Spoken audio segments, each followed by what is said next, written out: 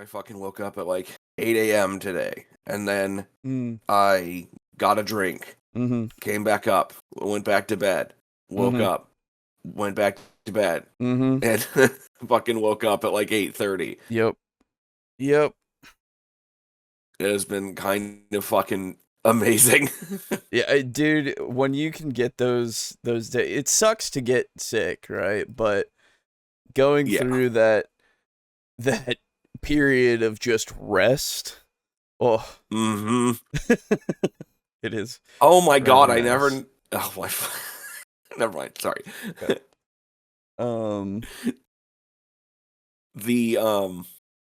So I'm using the dual revolvers right now. Oh, how are those? They are very fun. I really enjoy them. Okay. But I don't know why the design changed, but I'm completely about it. You've got dual revolvers, but on the barrel of the revolvers, you have like a tin can. Okay. And you know how there are cans that have little rings that you can get your finger under and pull to like lift the top out? Yeah. They have the tops of the cans bent forward with those rings extended, and the rings are pairing with the iron sights of the guns. Oh, okay. Oh, weird. Yeah, so here, wait, you know what? I'll just take a picture. Yeah. I know what you're talking about, but that's cool. Yeah, it's really neat. I like that only as a just design. now kind of put that together in my head. There you go. It's not perfect, but I can absolutely tell that that's what they're going for. Yeah. Okay. Yeah. For sure. That's such a goofy design. I love it. Yeah, that's nice. And you know what? Since they've been asking for feedback and the game is under development, I actually decided to leave a little bit of feedback. If it gets made, I'm going to lose my shit, dude, because they're taking ideas on like stuff that's coming. Yeah. And they've already said that melee weapons are coming. And what I did was I suggested the bottle axe, which is a big two-handed axe, but instead of a regular blade, it's got a whole bunch of like shattered liquor bottles at the end of it. Oh yeah. Yeah, for sure. Because that feels kind of appropriate for the game, especially since there's bottles fucking everywhere, even in the game. Yeah, and like they're kind of like cobbled together weapons like that one in a way. So yeah, totally. If that got made, I would lose my shit. That'd be so cool. That'd be sick as fuck. Awesome, dude. Yeah. Osiris and Isis were born naturally, but Set clawed his way out of the womb. That is my new headcanon for Bowser. Okay. Hello, Chiral. Oh. Intense. As Fair in enough. Bowser Jr. clawed his way out of Peach's womb? Or you said Bowser, who the fuck gave birth to Bowser? Jr. Yeah. So, I don't know. Because Bowser doesn't have parents as far as we're aware. Well, I mean, obviously he came from somewhere. So. True. Yeah, I was gonna say. Oh, wait, wasn't he actually technically one of the Star Children, quote unquote? Oh. Fuck, because I think that was revealed in one of the Yoshi games where baby Bowser. Yeah. Oh, yeah. Wait. Yeah. Oh, God, it's been a while. Sorry, since I gotta Yoshi. be a lore nerd and say, no, fuck you, you're wrong. I forgot about that. Yeah. Although, I mean, to be fair, Osiris and Isis are gods, so who knows? Maybe gods gave birth to Mario and the other fucking Star Children. I mean, yeah. That's just, I mean, that just makes sense. Or maybe it's just stars that did it. Maybe that's why they're called Star Children. Well, the stars are sentient. Like power stars. Yeah, in that universe. Yeah. So, you know. Yeah. Could be. I don't know. Yeah, and then I guess Rosalina is kind of like the nanny of the stars. Yeah, something like that. Fucking weird. Yeah. Well, Mario, we're going hard. Yeah, hello everyone, and welcome back to TableTalk Discussion and Discourse. I, as always, am your host, Alejo, aka Great on 95. And I'm the other host who is coming off of being sick and playing Far, Far West, and if you like 4-player co-op shooters, you should play it, because it's good. Agreed. It is very good. It's extremely good. Yeah, I've been recommending it to many people. It's Very good. fucking, It feels like one of those games that once it catches on like hard, it's gonna like overtake a lot of the other ones. Yeah. It's like a way more fun Heckman Diver. Yeah, it's honestly. like all the best parts of Deep Rock, like the Mm-hmm. chillness of Deep Rock with the open world exploration and objective gameplay of what is it? Helldivers. Yeah, for sure. And the devs don't hate you, which is a big plus. That's crazy, dude. You telling me that people can make games and not hate their audience? That's crazy. Yeah, they can make a game good and then not drive it into the ground because they think that's what's best, despite literal years of people telling them that no, this isn't what we want and it's not fun. That's crazy. Crazy. I don't think you understand. We're just the consumer. We don't know what we want. All right. Yeah, it's not like we pay your bills, literally. No. Actually, technically, no. I know, but because they all get their publishing deals and stuff, they don't necessarily see. Oh, yeah, you know what? That is fair. They get some revenue, I suppose, but like, yeah. Oh, god damn it. Speaking of, I do have to ask, would you like to play once the podcast is over or no? No, I'm gonna go to bed. I got stuff to do in the morning. But yeah, okay. So, Aiden will be joining us later on. And this is bad. Today we're gonna be talking about. And I didn't even open the fucking thing. My goodness, I'm so far behind. There it is. Today we're gonna be talking about 4E. Whoa. Yeah. It's been a little bit. Mm-hmm. And I watch together. Okay. There you are. Oh, it logged me out of everything today. Why did it do that? I had to log into so many different things. Okay. And today we're going to talk... Oh, no Garibay. My goodness. Yeah, no Garibay, thank God. There we go. Okay. I did not expect that voice to come out of that face. So, today... Good evening, Full Metal Dragon. Today, we are going to be talking about 4th edition. We're going to be talking about, apparently, why it is better than 5th edition. Ooh. Ooh. Yeah, so, a common sentiment amongst a lot of people is that 5th edition is not necessarily as good as it could have been. Right? Mm-hmm. And for some reason, my screen regions have been messed up as well. What is going on? Okay, cool. So while I'm fixing these, we will talk a little bit about 4th edition. The thing that I think only you have played, like, actually. Yes. And it's one of those things that gets misrepresented quite a bit. Unfortunately, we try very hard to go forward with the idea that it is not as bad as everybody is making it out to be, because it isn't really. I know the sentiment was has been a meme basically. Throughout the history of the game, unfortunately. And because it's a meme, everybody repeats it at all times, always. Right? So, yeah,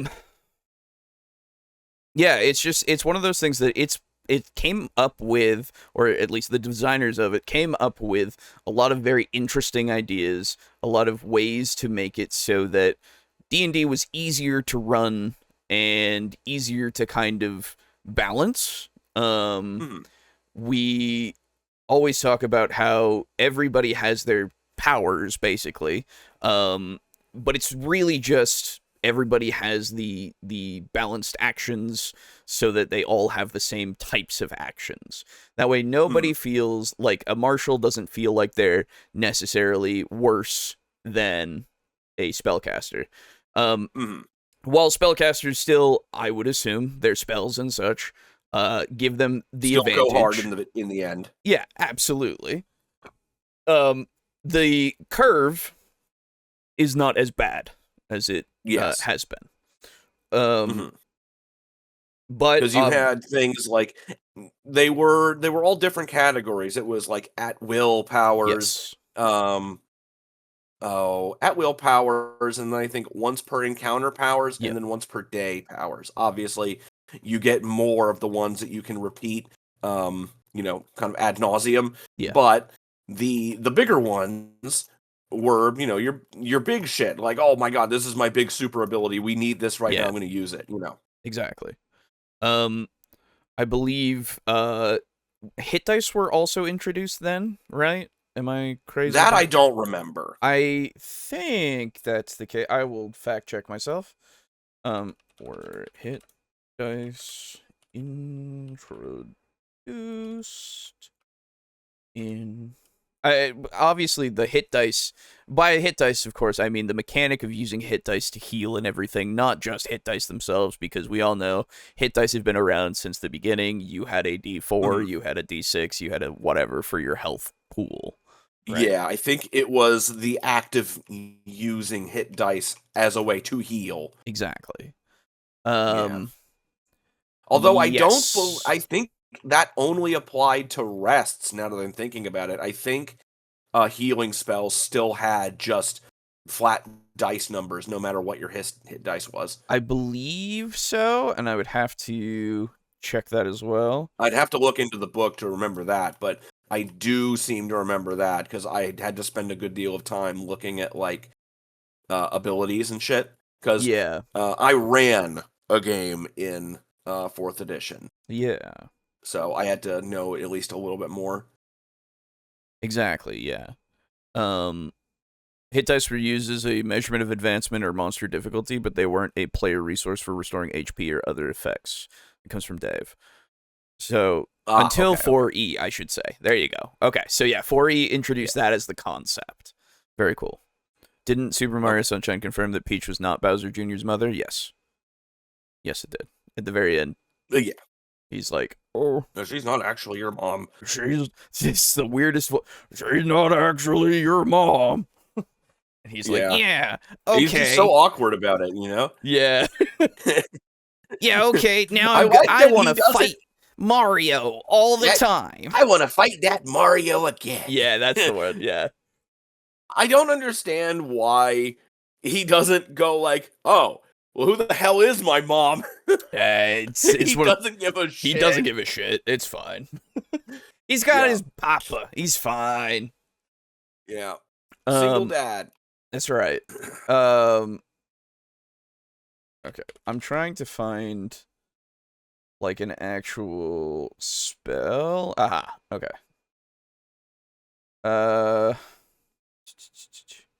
Yeah, okay. So they had surges, healing surges. That they could utilize. A fourth of the character's total HP. Some things can change that. Healing word was something that was introduced then, where the cleric can utilize that. Let me see if I can find specifics. Cleric. Thank you. I'm hesitant to go on the fandom website. That doesn't usually give me what I'm looking for. But if I go on things like EN World and such, they usually give me more relevant information. Yes, here we go. Yeah, everyone gets one healing surge per combat, which is called Second Wind. If you're healed, it usually uses a healing surge plus modifier, i.e. cleric rolls a d6 added to your healing surge value. Some powers allow you to recover healing surges. Some races/classes gain more to use during combat or throughout the day. You can use as many as you like out of combat up to your maximum number per day. Then you need an extended 8-hour rest to recover your full amount of healing surges again. Potions use healing surges instead of giving you a set number of hit points back. And links a wikia, so potentially.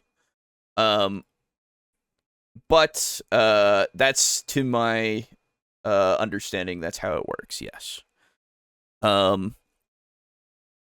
Ruined my Bowser Jr. headcanon. I'm sorry. It's Sorry. okay. Who knows but, how? hey, it's a headcanon. You can maintain it. Well, it's also like the Mario canon is not necessarily set in stone anyway. There's a lot of wacky shit. A wizard arrives exactly when he means to, which is late. I am late. Hello, Draco Kraken. But yes, so it introduced a few different things. Some things that have been lost, like minions and statuses that were specific for like things like the bloodied condition. Excuse me. Mm-hmm. Right, where once you reach a certain amount of health that's been gone through, they get more powerful, I believe. With monsters, basically when you're bloodied, you're at half health or lower. Yeah. And then certain abilities only activate when you are bloodied. Oftentimes, when a monster is bloodied, they get some kind of a buff. Like if they're a powerful monster, they get a buff. Yeah. So it was kind of a way to make dangerous monsters more dangerous after a certain point. So that way, if you get a monster low but you don't kill it, it can kind of tap into a tiny, tiny little rage mode to make bosses feel a little bit more threatening sometimes. Yes. So I liked that. And I'm looking into something. This is coming from blackandgorge.co.uk. Because there's no like, it's really annoying that there's no like, I guess the fandom sites are really where these the thing can be found of like all the information for 4E, because you don't see more usual sites that are keeping up with that information. At least I'm not seeing them, which is annoying. Especially since Wizards isn't really, keeping up with it anymore. Sure. And it's kind of the black sheep of the whole thing. Yeah. I think they probably just don't even want to, which is kind of pathetic. I don't like that. Well, yeah, it's really annoying because it's just like, and I know you can go and get the books and everything, but I don't have them, unfortunately. I could probably, but it's just easier to kind of look up what I need right now. Exactly. But Bloodied here says 1/2 of its max HP. Certain powers and effects work only against a bloodied target or work better against such a target. And goes into basically it being not something that you can put for like minions or any of that kind of stuff, right? Yeah, because they only have 1 hit point. Exactly. And yeah, speaking of minions are your 1 HP just enemies that you can fill the field with and have them still be threatening, but ultimately they're just kind of there to be just another thing to kind of take up resources and have them work around, and also can help with like large scale battle things. Yes, exactly. Instead of throwing 110 HP monsters at somebody, you throw 101 HP monsters at somebody, and that way they can kind of have that Dynasty Warriors feel, where they're kind of just mowing people down. Although minions do still do like the full damage of So yeah, they're it's not like they're not a insurmountable threat, but they are dangerous, yes. Hello, Pizza Funk. Anyway, Set clawing himself out represents that he was at war against proper order from the moment he began to exist. Bowser feels like he falls under that archetype. I understand what you're saying. Okay. Minions worked well in 4E too, because 4E often had each class have some form of AoE. Yes, that's also true. That was the other thing. Minions, if they are within the area of an area of effect attack, it always hits them, and because they only have 1 HP, it always kills them. Yes, exactly. So yeah, hello, Timothy. It's 4E has a lot of very interesting stuff. It introduced skill challenges as well, the thing that everybody has been using since, but not attributed to where it came from. Where you go into situations and you can tell, or the DM, for the way that they did it in 4E is different from the way that we do it now, to be fair. 4E, I believe it was the DM asks for specific skills, and it tallies the amount of successes in those skills. Whereas it wasn't as free form as it is now. Exactly. Nowadays we usually just say, how are you contributing to the situation, rather than everybody needs to roll this, right? Yeah. Although there are definitely some there are some aspects where that can still work. Oh, absolutely. It's because it's more freeform, we can choose whether or not we do that, right? Oh no, what I'm saying is there are still times when the a more defined version of a skill challenge still works. Yeah. That's what I'm agreeing with you. Just it's. Oh, okay. Yeah. It's what I'm saying is, because we've made it so much more freeform and more accessible, we can also still fall back on that original design when it applies, right? Yeah, it's just there's a lot of good ideas. The thing that killed it was apparently mostly marketing. Yeah. And that's unfortunate. But the second video for the day, it goes into a little bit, I'm hoping, of it's called about what happened. So I think it goes into a bit of the downfall. So hopefully that one can go into a little bit more of like because I'm always looking for something that gives me more of that. Because I hear about it and I know about it, but I want more, And I think there's a pretty high probability that, especially the shit that we keep seeing, which is just so endlessly weird, is when people are like, man, 5e doesn't encourage roleplay. Sure. You get those really weird people that aren't able to read their books, and they go online and they speak with authority. Yeah. So you better believe that there were people who came from 3.5 and saw 4 and were like, "Whoa, this isn't D&D at all." Exactly. Yeah. Especially because, at least in 4th edition's case, it was radically different. Yeah.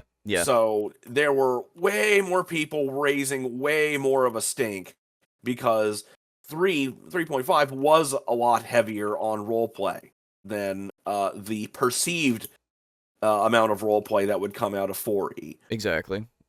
The perception was we start giving people abilities and cooldowns and all that stuff. It does start to feel more video gamey, and that's what people were like. They didn't want it to be like WoW, effectively. Right, exactly. That's the popular narrative. Yeah. Glad you're feeling better, Alejo. Thank you. I'm over my allergens. Now Boo is the one suffering.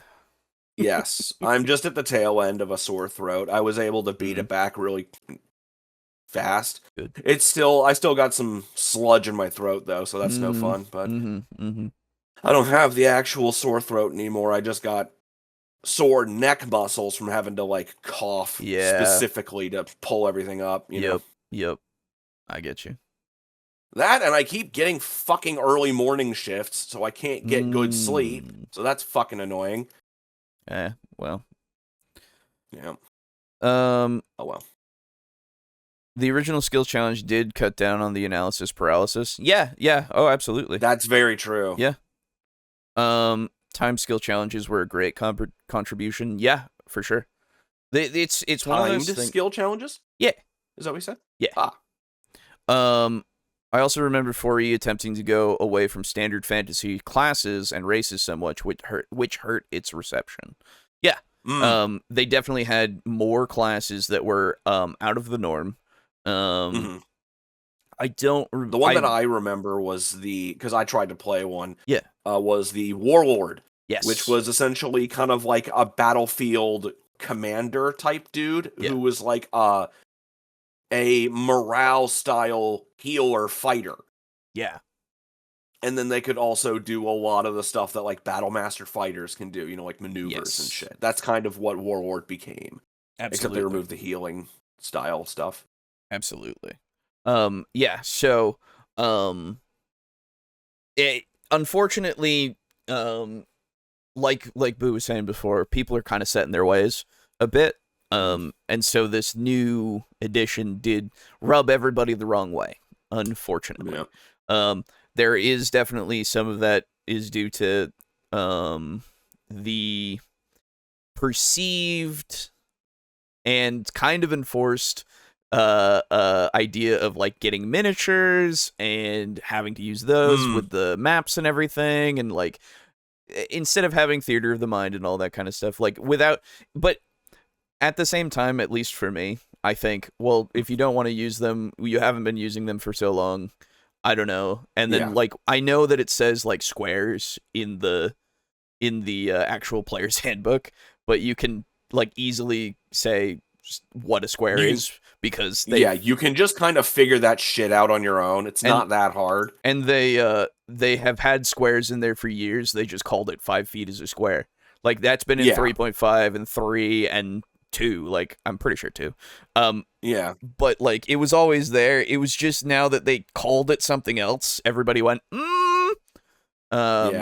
which is weird. Wouldn't it be funny if they did that change specifically just to save ink? Yeah, right. Instead of saying a 5-foot square, you just say a square. Maybe. I mean, yeah. Saves on text. Yeah. One I remember well was the Avenger, Holy Assassins, and Shard Mines, Psychic Crystal Folk. Yeah. Yeah, dude. Shard Mines are fucking sick, man. Yeah. They're still in 5e. Yeah, I think so, somewhere. Yeah. They're in one of the later monster manuals. Oh, okay, gotcha. The third one. With topics like this, it feels like people move the goalposts. 4e was the worst. Now it's the best just because 5e is out. Does anything need to be the worst? Well, I mean, it's good to have your comparisons, I would say, just in general, because having the ability to see what things do well and what things don't do well is good in order to tailor the actual game to being something that does work well for everyone. Regardless of that, it also just works well for game design. What works best with what features and all of that. So technically, yes, everything does need to have a worst, I would say. Yeah. I mean, it's and just... the thing is, it's going to happen kind of naturally because what happens is there are some people, usually like kind of like us, where we'll hear about this like weird thing and like, that's a meme. Why do people always say that? And then you take about 5 minutes to learn, and it's like, oh, it's not actually that bad. It's just people did this or did that. So just the amount of people who are actually willing to learn about it, and rather than just accept the meme at face value, or at the very least, just the people that choose to do that. Yeah.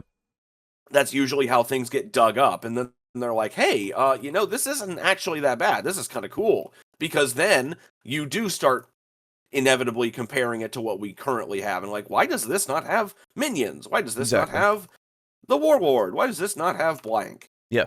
Yep. And then it really does wind up becoming maybe not death, but that's the phrase, death of 1,000 cuts, where it's like this, it doesn't have this, it doesn't have this, it doesn't have this. Right. And it just winds up becoming, oh, this is better, this is worse. Yeah, I mean, it's going to be natural when you have somebody that's actually critically thinking about something and actually engaging with the content.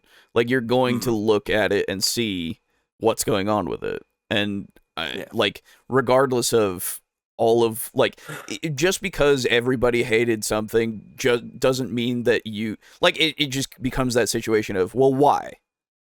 Exactly. Like, you just have to ask the question, and then once you go into it and look into it for yourself, then you can form your opinion based off of what you find, right? Like that's how it should always be.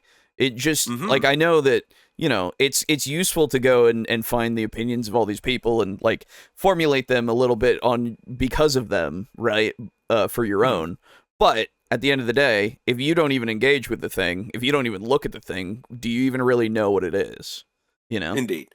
And I think that even coming from that, I don't even think that that's necessarily a person's fault. No. Because it's busy today, man. People Sure. are busy. People got work. People got all this. And if they have people that they trust telling them to do that, and it's effectively their job to tell them to do that, then I don't at all fault people for that. No, but I do applaud people for coming out and being like, why is this seen this way? Exactly.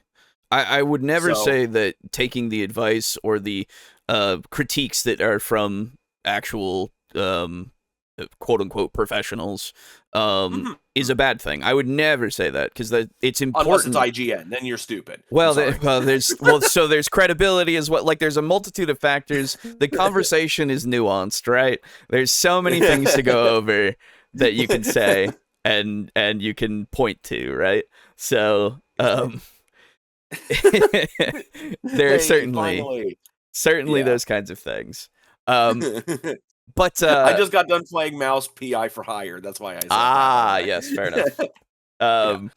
But yes, so regardless, that's just enough preamble. We've gone over 4E many a time, and I would like to see why Bell of Lost Souls says that D&D 4E is better than D&D 5E. Now, just to let everybody know, this video is 4 years old. Oh, wow. Okay. Yeah. So this is from 2022. So it's a completely... Man, back in ancient times with That's right. the virus. It's the definitely... unspeakable event. Yeah. It's definitely something that doesn't have a lot of the information that we've got, at least now, from 2024's D&D or what Wizards of the Coast had done between then and now. You know, lots of... Or Hasbro was 5e as well. out at the time? I don't remember. Oh, yeah. 5e has been out since 2014, technically. Oh, okay. Yeah. So he's had 6 years to work with and multiple post-releases, which is good. Yeah.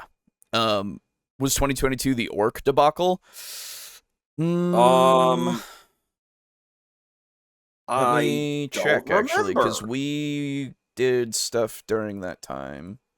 It's been quite a long time. Yeah, it has been a while. I will check.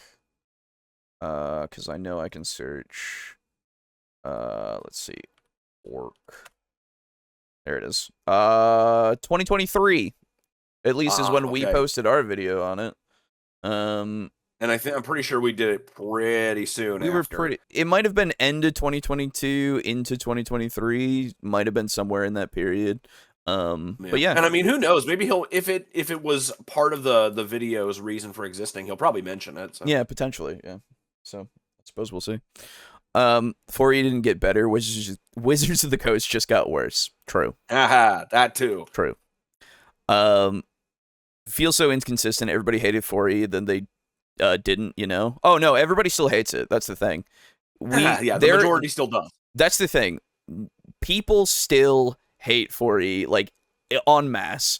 We just find the ones that don't to highlight them, really, and go over it a bit more. Because there are still people out there who enjoyed it and who do defend it, because it is, in itself, valuable and good.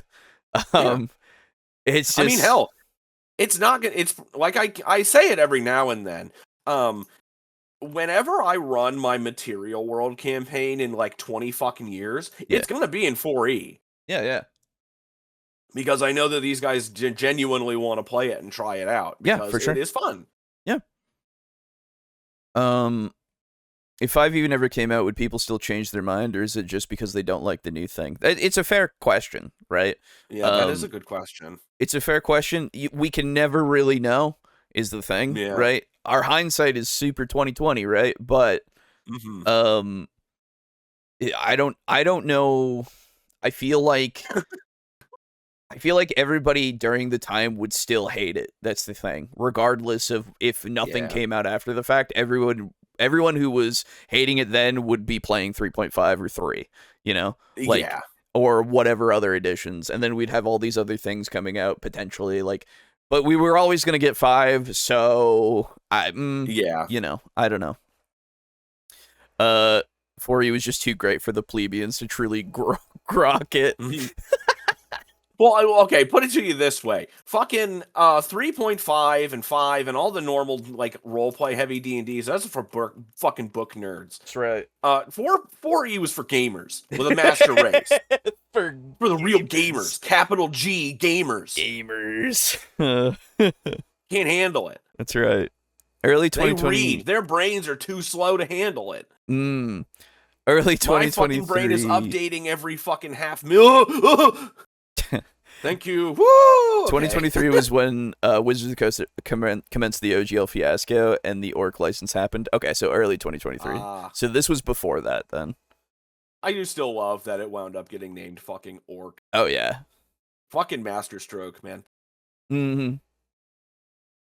Oh, yeah, I just saw a D&D Pathfinder skit yesterday that treats 4E as that which shall not be named. And the rise of Pathfinder came from the ashes of 4E. Yeah. And true. I mean, people like Pathfinder, and they like Pathfinder 2E, which is just 4E. Yeah, it's true. Crazy. And they like 5E, which is also 4E, but like a little different. Don't worry about it. Yeah. I don't have a favorite. It just bugs me when people flip on a dime. Oh yeah, if they're wishy-washy about it, absolutely. Like if they don't have a strong, but that's the thing. There's a difference between becoming informed and changing your opinion and somebody who just flips because the popular thing is that way, you know? Yeah, I mean, I've had moments like that where I'm like, oh, I have this opinion, and then like maybe 5 minutes later, it's better explained. I'm like, oh, okay, you know what? Yeah, that's more correct. I accept this more correct reality. That's just how it goes, man. That's just how it goes. Yeah. It's like I'm out in the desert while the Nile Valley civilization goes on without me. It's funny because Set is the Lord of the Desert. Okay, Chara, fair. The Gamers G4 recommends 4th edition D&D. That's right. God, G4, those days, man. Oh man. Oh my God. Remember when they tried to bring it back? That was funny. Oh well. Anyway, we've waffled long enough. Let us begin. Why D&D 4E is better than D&D 5e. 4th edition is better than 5th. I'm not even going to bother explaining why. Let's just get right to it. Forget the intro, Matt. Today, we're not going to do that. No matter. Oh, it's a joke. I kind of like that. Disney-fied casual gamer crap. What a thing that I don't think people were saying, but okay. Yeah, no. Especially because back then Disney wasn't the fucking shithole that it was. Yeah. Now, I mean, is. Not yet, anyway. Yeah. 4th edition D&D gets some of the biggest hate of any edition D&D out there. You don't believe me? Mention 4th edition in any room and watch it turn into that meme from American Chopper. The point is, people have opinions about 4th edition. Yeah, okay. The meme is actually pretty good. Legitimately. Yeah, I know. That's a good meme. Oh. Including us, and it's not hard to see why. 4th edition was a yes, okay, that is. Oh, it's getting even better. Holy shit, the meme's getting good. Huge departure for D&D. It came off of the decade-plus long high that was 3rd into 3.5 edition, and 4th edition was a radical departure of design. In a nutshell, 4th edition decided to make it explicitly clear that you were playing a game.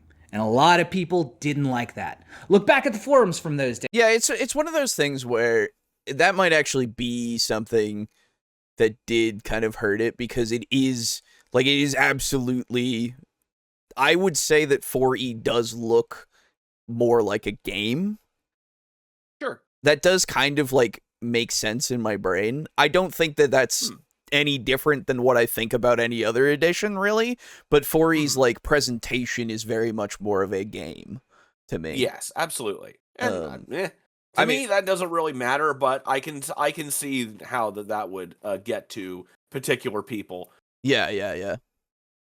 They weren't saying it was Disney-fied, they were saying it was WoW. Yes, that's true.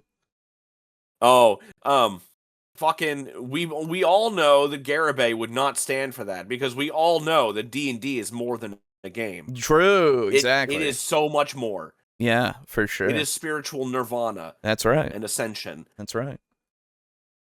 Also, this comment says they should have named it something other than Dungeons & Dragons. Fantasy Risk, maybe? WoW on paper? As a game, it stands alone well enough, but it doesn't resemble other D&D as much as it resembles a board game crossbred with an MMO on paper.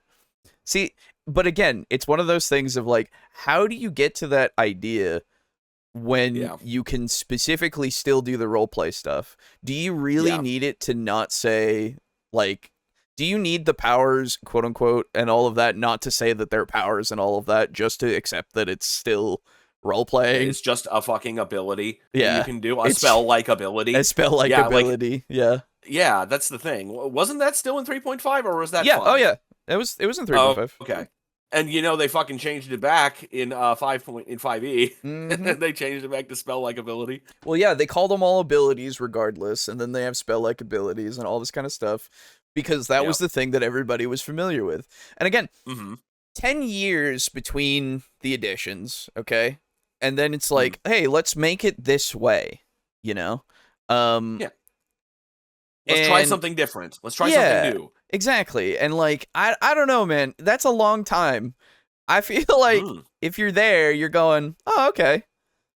Well, it's different. Huh. But obviously. Yeah, and here's the thing. If you have a successful product that is that way for 10 years, realistically, what do you do? You have 3.5 with all the additional shit.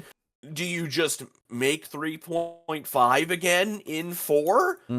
Exactly. What would be the point? Everybody's already playing fucking 3.5. You kind of have to offer something different. Yeah. Because otherwise, people would be like, why would I buy this? Exactly. Well, they just wanted... you kind of had to do something. They just wanted more supplements. That's all they needed, Yeah. I've never heard 4th Ed being Disneyfied crap. Every now and then I wouldn't describe it as that, because... Even now I wouldn't describe it as that, because that fits 5th edition more than anything. Yes. I would agree with you. Yes, absolutely, honestly. Or 5.5 especially. God. There was intended to be a tie-in MMO-like game where you could play your character both in person and online. Really? I do remember that. I don't remember. I thought it was just going to be the virtual table. I thought it was just going to be that. I don't remember a virtual table intent, but I do remember that there was an MMO that was fairly like 4E, so you could actually just kind of like remake your character in that and play it. Wouldn't be the exact same character, and obviously since it's a video game version, it'd be different. You don't have all the roleplay options, but that was definitely a thing. Okay. Would argue that Disney was always shitty. Robin Williams didn't want merch of the genie, and they did it anyway. They did get worse, but still. Yeah, there's always... Disney has always been shit. Yeah, legitimately, Robin Williams said, hey, don't use genie as a marketing thing. I don't want that to be, like, I don't want that to be done with my character. And, they were the first to get away with it, and then everybody started using celebrity endorsements, so that's why we have celebrity... endorsements for everything. That's why we have Shaq gummies. That's right. That is true. Legitimately, you can point it all the way back to Disney at that point. Yeah. Because that was not a thing before. Really. For celebrities and stuff. Yeah, I'm pretty sure. I didn't know that. I didn't know. I remember... That's an interesting little factoid. Yeah, I remember seeing that in a video at one point, and I can't remember what the video was called. But regardless, and that's very convenient that you can't remember it. Yeah, for sure. It is. It really is. But you know, okay, Mr. Disney fan. Yeah, that's right. Sorry. Disgusting. He's a traitor, chat. Scooby-Doo Unmasks 4E. D&D was a game the whole time. Holy shit. He got a Picasso out of it. Oh, for the Disney thing? Did he? Oh, they bought him off with a fucking Picasso? I doubt it. Okay, well, hey, he might have bought it after because of the money? Yeah, maybe. Either that or he's like, look, what can we get you to, shut up about this? Like, you know what? Give me That'd be funny. like an original Picasso. Yeah. They'll never do it. Oh shit, they did it. It's Disney. Board game cross with an MMO is a lot of words to say tactical RPG. Yes. True. Yeah. Never about MMOs. Was only late in playtesting process when they finally decided on the visual layout of the books, and those in charge dictated that it needed to help ease players into like an MMO. Yep. Yeah. Which, I mean... Oh, sorry. Look. Okay, I'm sorry. Yeah, the first endorsement was the New York Yankees and the Yoo-Hoo drinks. Okay, gotcha. I'm pretty sure, though, for, like, the media and stuff, the celebrity endorsements for that kind of thing was Disney first. Yeah. But I could be wrong. I'm totally fine with that being not the case. It's still really shitty what they did to him. Which is why he was not in the second Aladdin movie as Genie. Mm-hmm. They had Homer Simpson as the voice of Genie. Will Smith? No. What? No. The second Aladdin movie, not the remake. My bad. I'm like, wait a minute, what joke is this? Straight to VHS. Yes. Yeah. I'm like, okay, so wait a minute. How the fuck does Will Smith relate to fucking... oh my god. He voiced... You know how they relate? Both of their sons are disappointments. I'm sorry. Except I don't watch The Simpsons. If Bart's cool, I'm joking. Yeah, Bart is cool. Make a jab at Jaden Smith. Bart is cool. Robin Williams voiced in Fern Gully before Aladdin. Yeah, but they didn't. I don't think they utilized the marketing the same way. Because yeah, I'm pretty sure. Anyway, regardless. Or on second thought, don't. No good can come of that. But if you did, you'd see that a big part of the 20th isn't 20th in 4.0 like hitting level 4 or level 5 in 3.x. I'd hope you could kick your friend's rear, or you are sorely doing something wrong. I can't stand the artwork style they use in 4. Oh, okay, that's fine. So between playing WoW tabletop and that, I've avoided it. But I'll end with this caveat. The group in DMGM will make or break any system. It is supposed to be social, after all. One thing I have liked that is 4.0 related has been the Flash/YouTube videos. I've found those to be rather amusing. And this is to a comment that says, so I like 4.0 better, but I'm not hating 3.5. It's just made simpler, and at least now my 20th fighter can kick the axe of my buddy's 20th Wizzy. It was impossible in 3.5. I'll kick the ass. Makes sense. I mean, yeah, that's the thing. But also, like, I like how it's just like, well, isn't that like hitting level 4 or 5 and 3 point?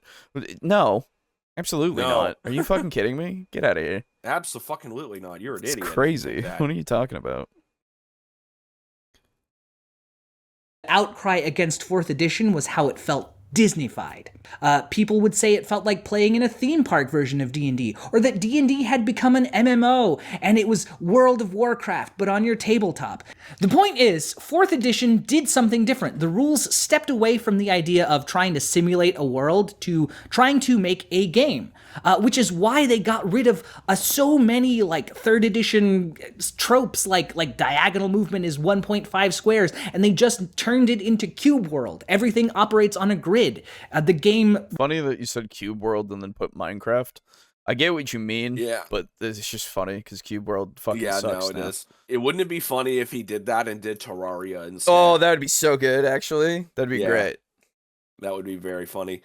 I would like required you to have not only a battle grid, but miniatures to play on. 3rd edition... Okay, so this is the thing that people say. It required this. It never did. It doesn't. I'm sorry. Nope. Like, I don't know why anyone would say that. No miniatures game requires miniatures. You can use a fucking piece of a rock, and you can put it on a piece of paper if you really want to, okay? When me and Alejo play fucking 40K or the better game, one-page rules. One-page rules. I'm not going to bring a Norn assimilator. I'm going to bring a fucking Coke can and say, this Coke can is my Norm assimilator. And Alejo is going to go, yup. Yup. And that's it. Yup. Even the game, TM, needs no miniatures, even though it's a miniatures game. Yep.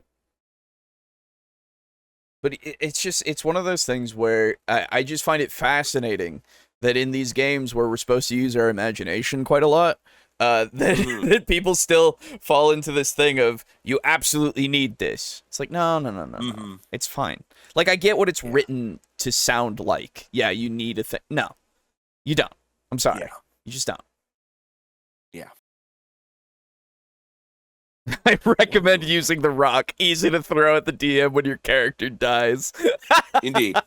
True. And easily replaceable. True. Dude, get a rock, fucking paint a smiley face on it. That's my dude. Yeah, exactly. Goes hard. Yeah, for sure. And I'm bringing a Pepsi bottle to eat your Coke can.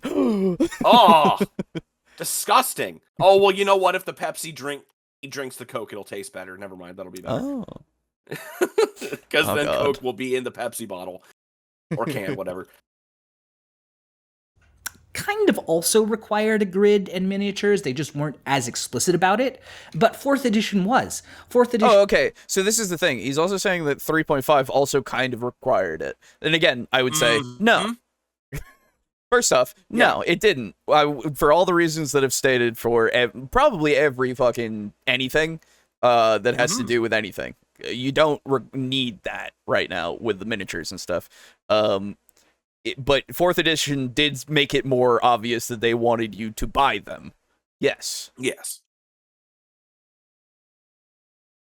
Dr. Pepper bottle for the orc cannon. Ooh, there you go. Hell yeah. Oh, God. I find it ironic that the WoW D20 RPG was a 3.5 variant and that the EverQuest RPG was a 3.0 variant, but that 4E was a WoW RPG. That's a good point. We think. Was the D&D designers taking the unwritten rules of D&D and writing them down where everyone can see. And a lot of people didn't like that. In 4th edition, level 1 is the least suckiest of all because 4th edition took a radical approach to players. You can see this in how all of the player characters are designed. You're not just fantasy adventurers, you're fantasy heroes. How do they capture that feeling? How did 4th edition give everyone something interesting and exciting to do on their turn? They did it with powers. In 4th edition, powers rule everything around you. If you're familiar with 5th edition, powers are like battle master maneuvers, or if we're being really accurate, they're more like wizard spells. Yep. Because 4th edition sets out to address the disparity that exists between fighters and wizards that has since like the first days of the game. True. One of the big unwritten rules of D&D is that the wizard eventually outstrips the fighter. At some point, the fighter stops being the star of combat and is instead there to soak up damage and maybe do a little bit while the spellcasters do all the real work. The trope, linear fighters, quadratic wizards, originates with D&D as a way of reflecting the uneven power curve that these two classes have. Holy shit. 4th edition fixed that. How? By turning everyone into wizards. Yep, that's right. You are a wizard, and you're a wizard, and you're a wizard, Harry. Everyone got spells effectively, and they let them use them all the time. If you were playing a melee character, your spell might be called Cleave, or Slash and Pummel, or Anvil of Doom, or Vorpal Tornado. Those are all real 4th edition powers that fighters specifically awesome. had. Yeah, exactly. Like, it's just one of those... Oh, here we go. We even have this. But, like, legitimately... I don't know, man. It's just one of those things where if I assume some people would go, oh, but it's written down that this is how the power works, so I can only use it this way. You know, we don't have a generic attack, so I can't really like role play through how my character is going to do something, right? Which I would go, okay, so with your generic attack, it does say you stab the guy or whatever the fuck, right? It's a generic attack, okay? Yeah. Like, we can utilize it however the fuck we need to. That's fine. For all those showy stuff that it's like, oh, I want to kill him by using my big cleave, whatever. If the thing's gonna die, we can still say, hey, how do you want to like kill the guy? You don't have to do it as like the power necessarily. It's your time to shine, you know? That's something that we've done for a long time, I would assume. just in general for every D&D edition, right? Yeah. So like, yeah, it does say what the powers do, and you do kind of have to adhere to how they work to a degree, right? Yeah. Just because that's how the game is balanced. But you can also go and like utilize the powers and how they work to roleplay how your character utilizes them. You know, instead of looking at and it, I think. Oh, I was just going to say, instead of looking at it as a limitation, you can like incorporate it into your character. Yeah.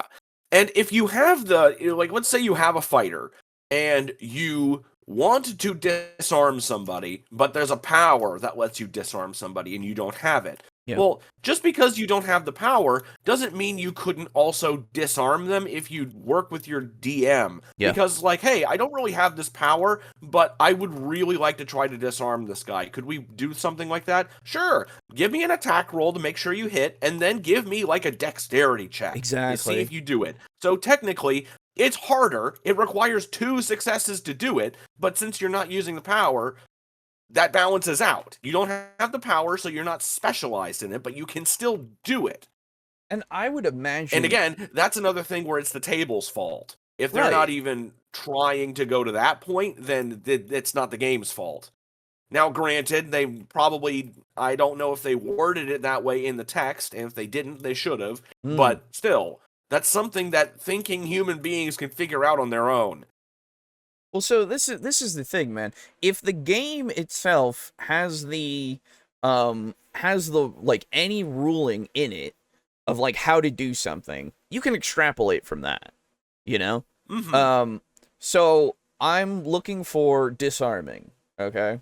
So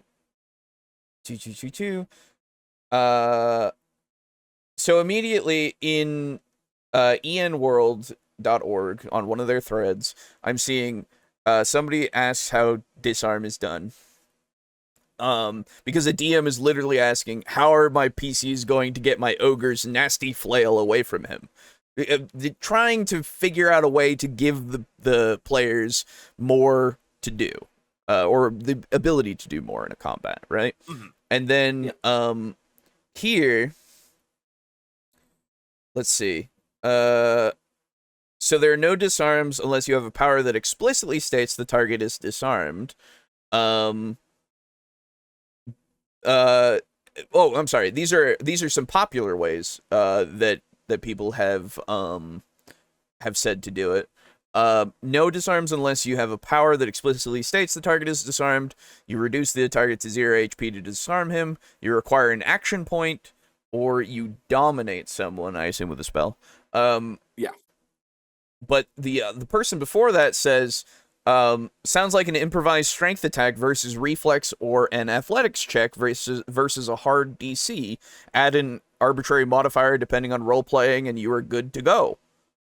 Yeah. Like, crazy. It's just one of those things where you can just like think about it, and you can do it however you need to, because I get it. The game is designed in a certain way, but you can still do what you want to do.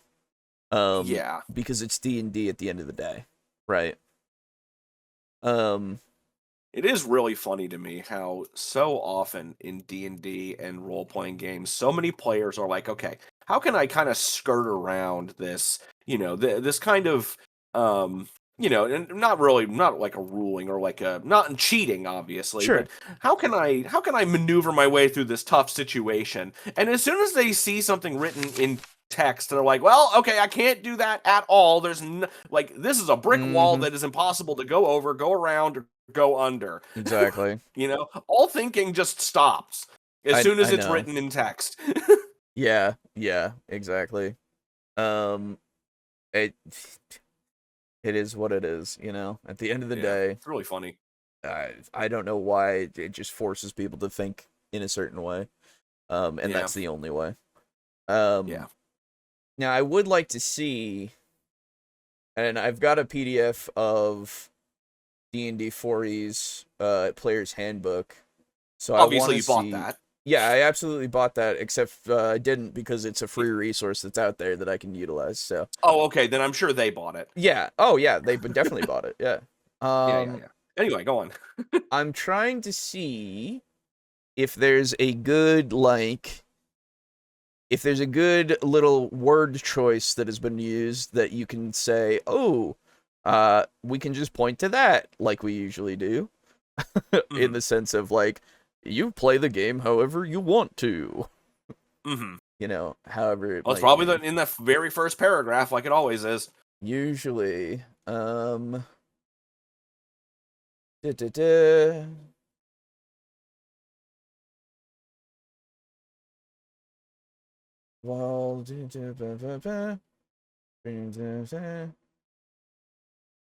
okay.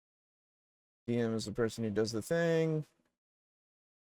Did you say healer is the person that does the thing? No, DM. Oh, DM. Okay. Yeah. Both statements are correct, but I mean, yeah, they also do the thing. That's true. Fantasy, adventure. You can do whatever. You win by participating.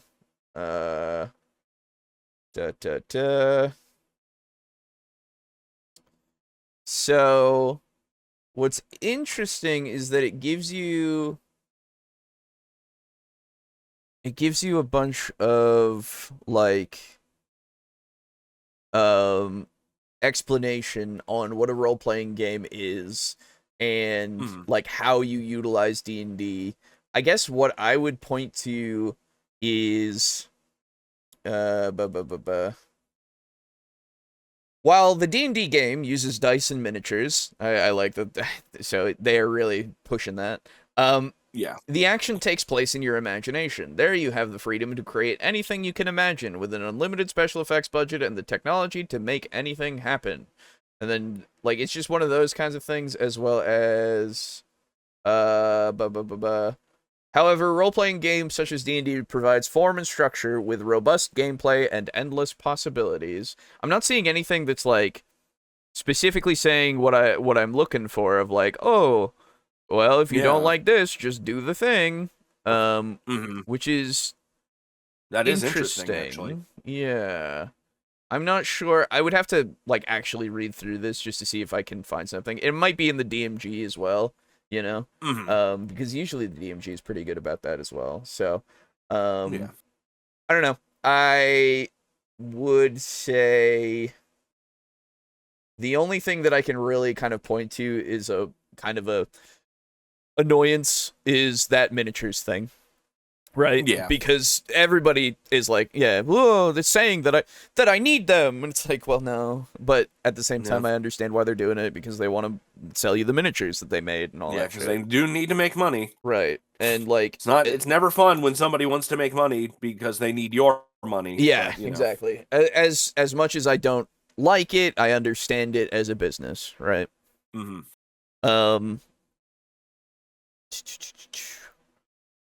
Gotta buy our miniatures. Consume, bitch. True. In 4th edition, fighters could do area attacks, could hit enemies, could apply conditions with every attack. They could even rush around the battlefield or give themselves regeneration, or jump like super far, even teleport a little bit or buff their own movement speed. And that's just fighters. Barbarians, rangers, all of these like typically martial characters had abilities that sounded and worked a little bit more like spells. And there were at-will powers, which are a lot like 5th edition cantrip. Then there are encounter powers. As the name suggests, they're powers you can use once per encounter. They're typically a little bit more dramatic because they're a more limited resource. And daily powers, which are supposed to be the once per day, this changes the fight. You know, this is your super ultimate attack. From just the name, tell how often you were expected to use the power. And everything being based in powers meant that the designers could get weird with it because they have a tighter control on what a given character can and can't do. Powers let them flex their creative muscles and introduce a ton of new character classes. 4th edition alone had Avengers, Wardens, Battle Minds, Invokers, Shamans, Sword Mages, even a Vampire that you could play as a class, Seekers, Assassins, Ardents, you get the idea. But 4th edition came up with some of the most innovative classes that any edition of D&D has had, and it can be summed up, represented by the one class that almost everyone's been clamoring for since 4th edition went the way of Google Wave and Vine and all the other technology that died before its time. And that is the Warlord. Yep. The Warlord. Hey, oh my God! The Warlord is the one thing that D&D 4e is like known for, I feel. It's been I didn't actually know that. I just know I played it and I liked it. Yeah. It's been around for like other editions. Like 3 had a Warlord of some sort, I'm pretty sure. As a prestige class, I think. And Warlord has been, I think it was put into 5 at some point in something. I could be wrong about that, actually. Okay, let me fact check myself. Hold on. Don't want to be telling you wrong. Hang on. Warlord class 3.5. Let's see if your citation is correct or if this is a fan-made thing. Homebrew. Wow, crazy. Wouldn't it be funny if it was literally just the Warlord that just fucking lifted it? Right.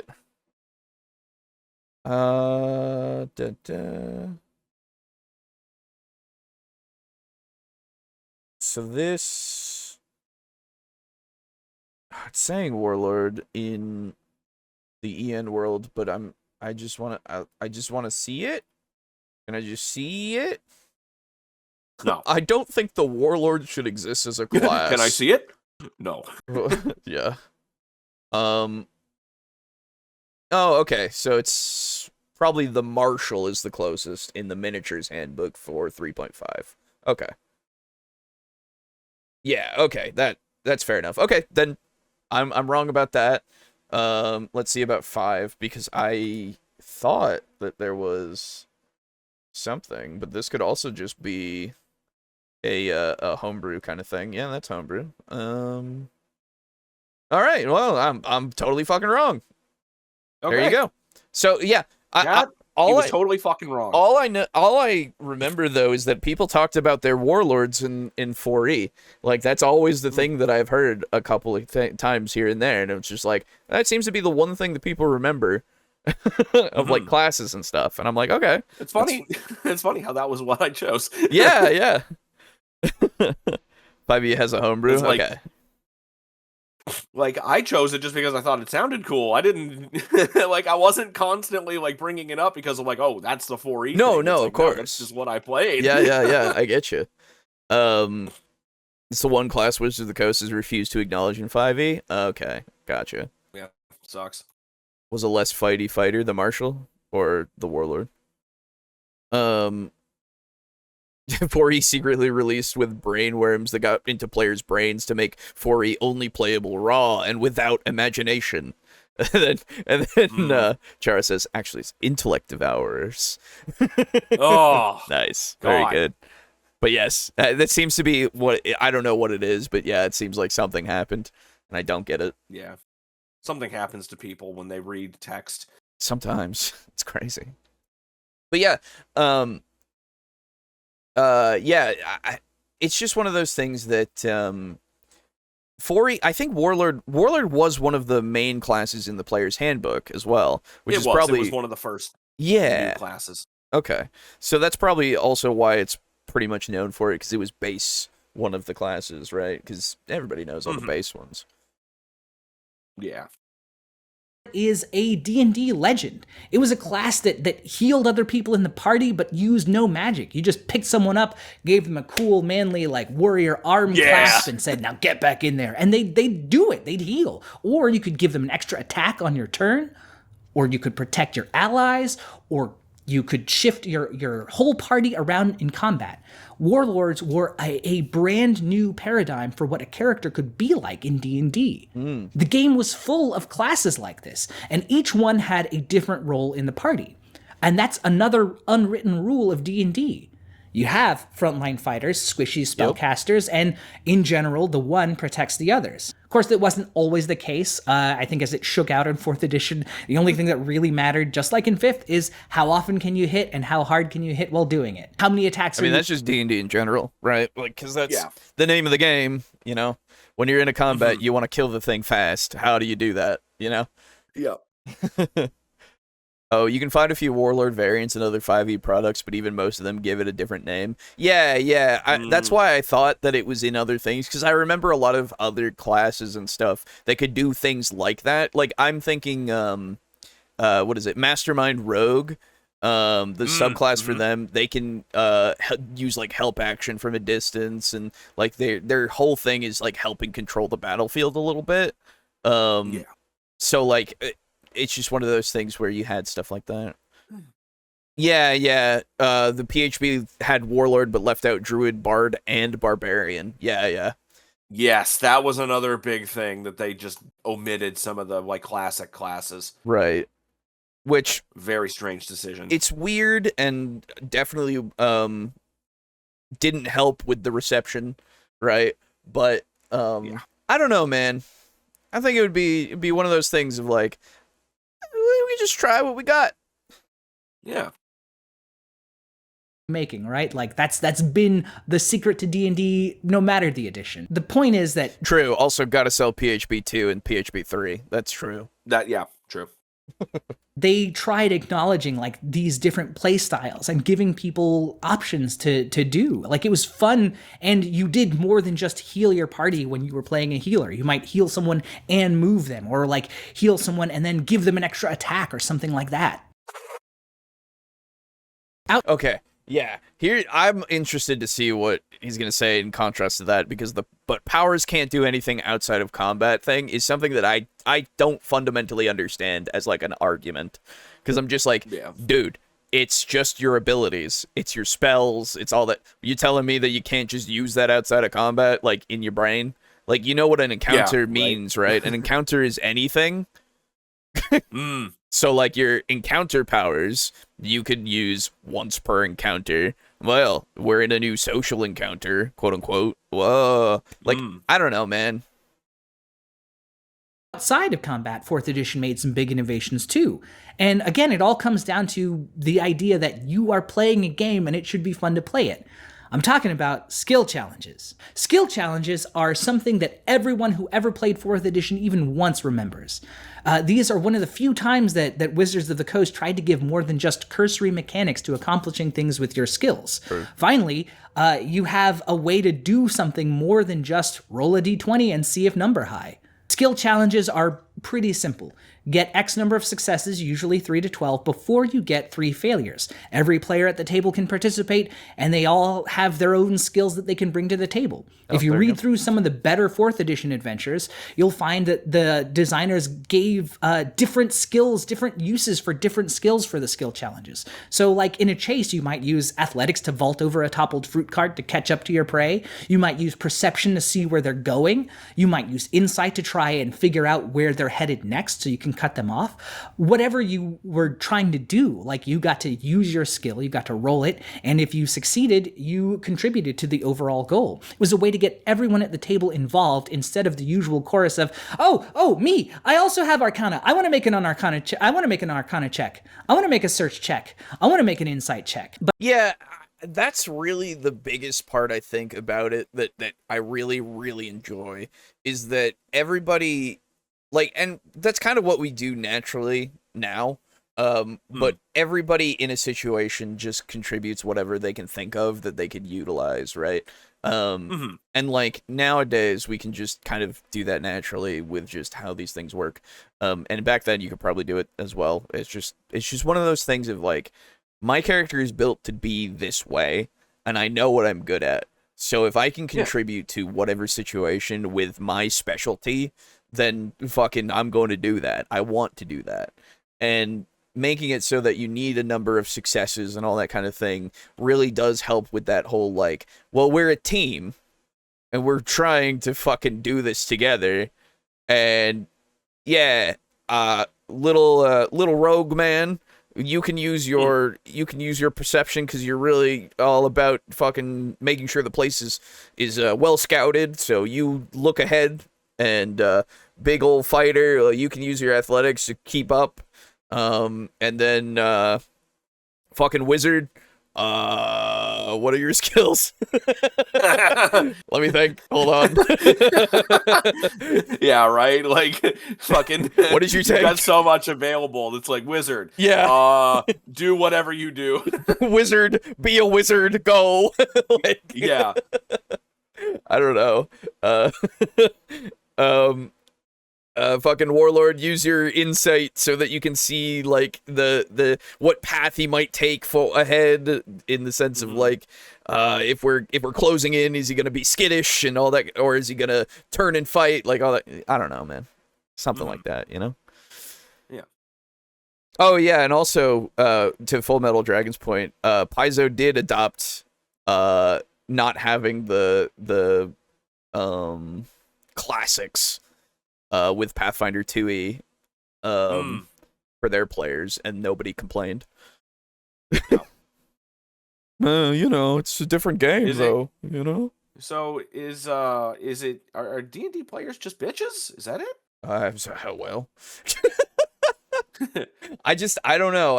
I don't know what I would love to be at that time and talk to somebody and try to understand what their like true, what their thought process is. Yeah, what their true mindset is, because I want to know and understand how they can't like slot this in, you know? Yeah. Would it take much time to make your own homebrew edition? You could just copy and paste paragraphs from each edition with one book with just what you want. In terms of balancing it, it probably would. Because you have to like, that's the problem. You have to like make sure that everything not congeals. What the fuck is what that's not the word. Combines. Yeah, kind of combines well. And at least meshes, maybe. Meshes works better, yeah. Meshes well together and like actually will contribute to everything that you've kind of put in. So that would functions, yeah. Everything functions. That's also a good word. Because like not everything is going to be able to without tweaking, right? You're going to have to work at it, and at that point you will tweak out doing this. Yeah, and you will tweak out for sure. But at the end of the day, it's very hard to not when you're making this. At the end of the day, you're basically just making your own system at that point. Yeah. So you might as well. If you're really thinking about it, you might as well just take what you like and then just work at it to make it your own system in general. Like not even D&D. Just make it whatever. Beholders and is there a B word for basilisks? Bastions, there we go. Oh, that works too. Beholders and bastions. Yeah. Although be careful, because beholders are copyrighted into D&D because they're original. But not only that, skill challenges gave pressure and a mechanical benefit for both success and a result for failure. It's honestly one of the best mechanics I think D&D has ever had, to the point that people will still run skill challenges in 5th edition. Isn't that right, Matt? It's true. That's just the player side. Let's talk about monsters. 4-year boring and uninspired. Come on. Who would it? Who? Another unwritten rule of D&D is that monsters should use a variety of different tactics, and that you should almost never fight just one monster. That's not how the game is meant to be played. 4th edition makes that explicit too. Just like they did with players, they introduced the idea. I think it's really, it's everything is very explicit. And that's the thing that throws everybody off, just in general. Yeah. Because they're like, oh no, we want it to be the way that we, like, yeah, you're already doing it the way that they're saying. They're just giving you the thing that you can use as a term. That's really it. Yeah. It's fine. Isn't it funny that, like, after 5th edition came out, like, once that came out, all of the dialogue in the book was like, do this, but you can also do this. Yeah. You know? Oh, yeah. It's extremely clear, like they're having to explain it to a child. Well, I mean, I think it's important to do that for something that is published, right? True, it is, but it is just kind of interesting. Oh, that, yeah. I don't know how clear it was in 3.5. You know, like, sure. Like, you know, in 4E it's very direct, like you said. Yeah. But I don't know how many things weren't or were very direct in 3.5, and people were like, "Oh, okay, yeah, we can just make this assumption." But after 4E came out, it just stopped. Yeah, like stopped being able to make the assumption. Yeah. I get what you're saying. Yeah, I don't know what it is, because like when I think of how 3.5 is written, it is very. It at least from what I can remember of reading it, because it's been a while,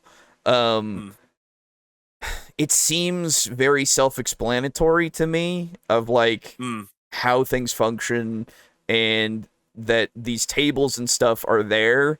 And yeah, they still say, oh, use the table and do this and all that, right? And I think there's still the allowances that are in there of like, but do what you want. I'm pretty sure we even read that out. Fourth, when I read it, it does very much seem to lack that in certain ways. So I can understand why you would get people that are like maybe getting tricked because of that. Somehow. I don't know.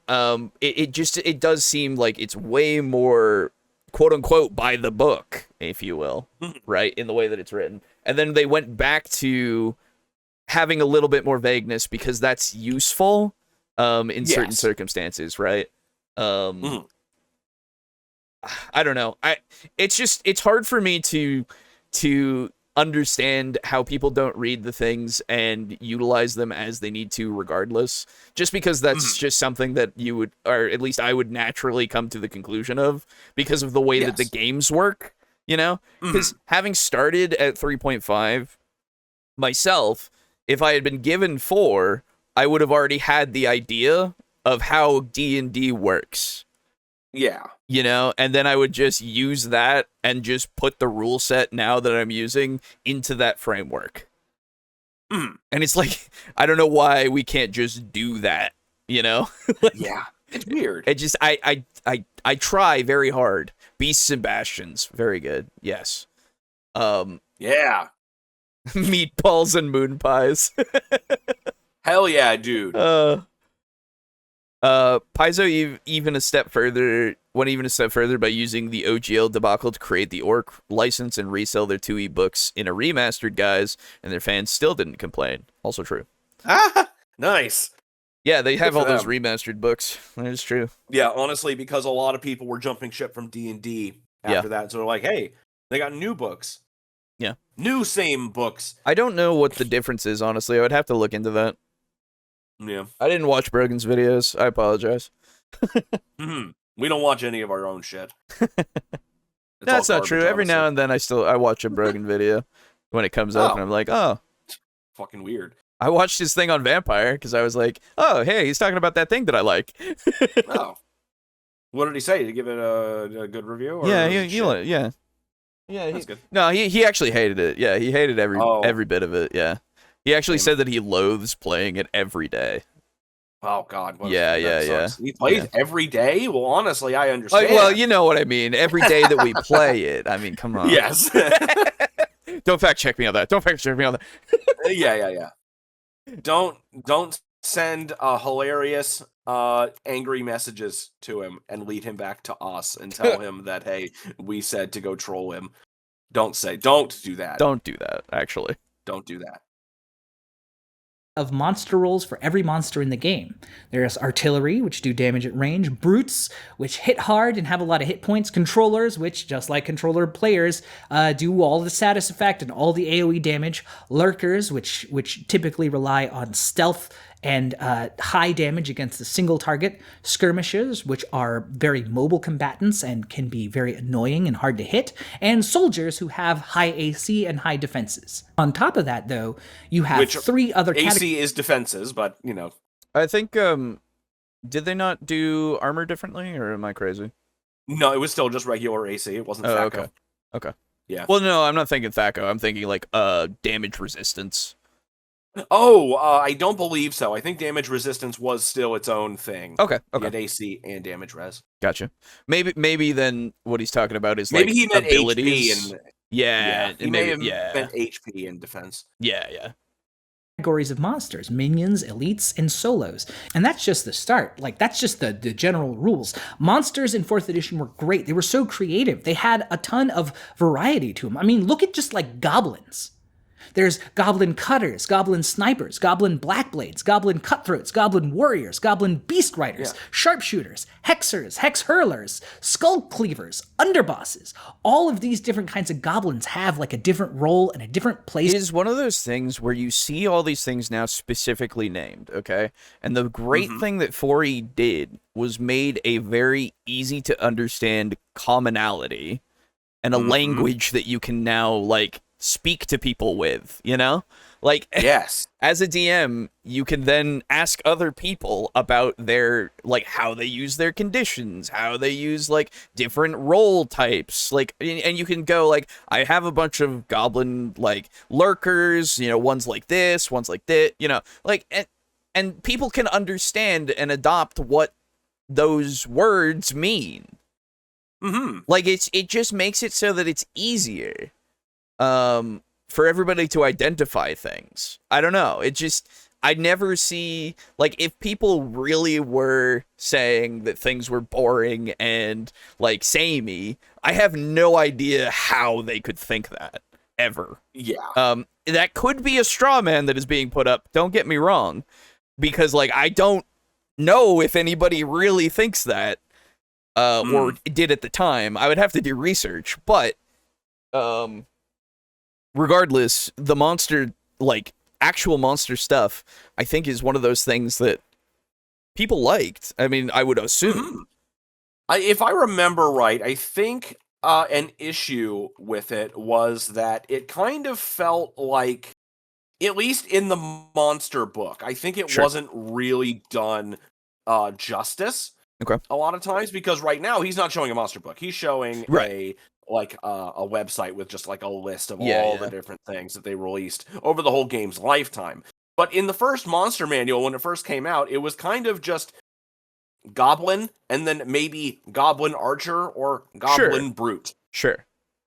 And so it kind of gave the impression that there aren't many monsters, but it's kind of giving the DM the ability to create so many monsters, but they can't list them all because then they'd have like a 600-page book. Which is why they make specific monster manuals, right? Like, exactly.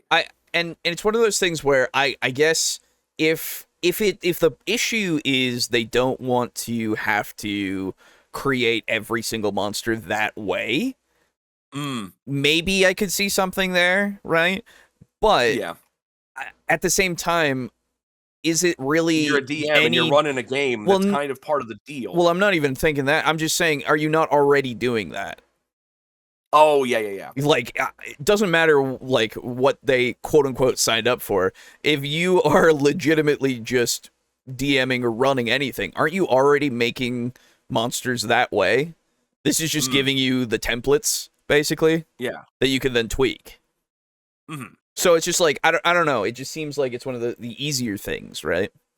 Yeah. No, it totally is, / was. Yeah. Hilda Brown Recluse. Oh, my goodness. Holy shit. Be careful. Yeah, don't get bit by that. Yeah. I don't see a problem with the monsters. How are they boring? Well, that's the thing. That's what we're saying, right? Like, yeah, no, they're awesome. I feel like this is probably this one. If this argument was something that was said, I feel like it's a very, very minor one. That it was only something that some people maybe said. You know, I really don't see this as likely. But honestly, who knows? It's totally possible that it was way more vocal than I think. And again, like I said, I would have to do more research to really give you a good idea. But again, it's hard to do that as well, just because maybe the forums aren't necessarily as representative as you might want, or like, I don't know, right? Yeah. So it's one of those things that's hard for me to believe, but I could believe it if it was substantiated. Style in combat, and they tell you through their powers just what you're supposed to do with them, and even alongside the monster manual like entries, they would tell you what to do. So you'd have like, oh yeah, there's 2 skull cleavers, there's a hex hurler, there's a couple of fire beetles here as well. Like, it came with like pre-designed little encounter chunks, and you can kind of see exactly how they're meant to play out. All the monsters are like this, from ogres to bugbears to even dragons. Look at the stat blocks. Take a look at the Elder Pyroclastic Dragon. This is a 21st level dragon, and that's not even the highest level you can get. D&D 4th edition goes up to 30th level, and monsters go even higher. But the Pyroclastic So monsters go up to 30. Oh, okay. Yeah. Although, wait, did he say? No, he said that you can get up to 30th level, and then monsters can go higher than that. Oh, Jesus. Okay, I didn't remember that. I thought it was monsters go up to 30 and characters go up to 20. Maybe. Is 25 now the new D&D one limit, or am I crazy? Because part of me is thinking I remember that, but I don't know. If they didn't release the game with enough, sounds like they just didn't want to wait for more to start playing.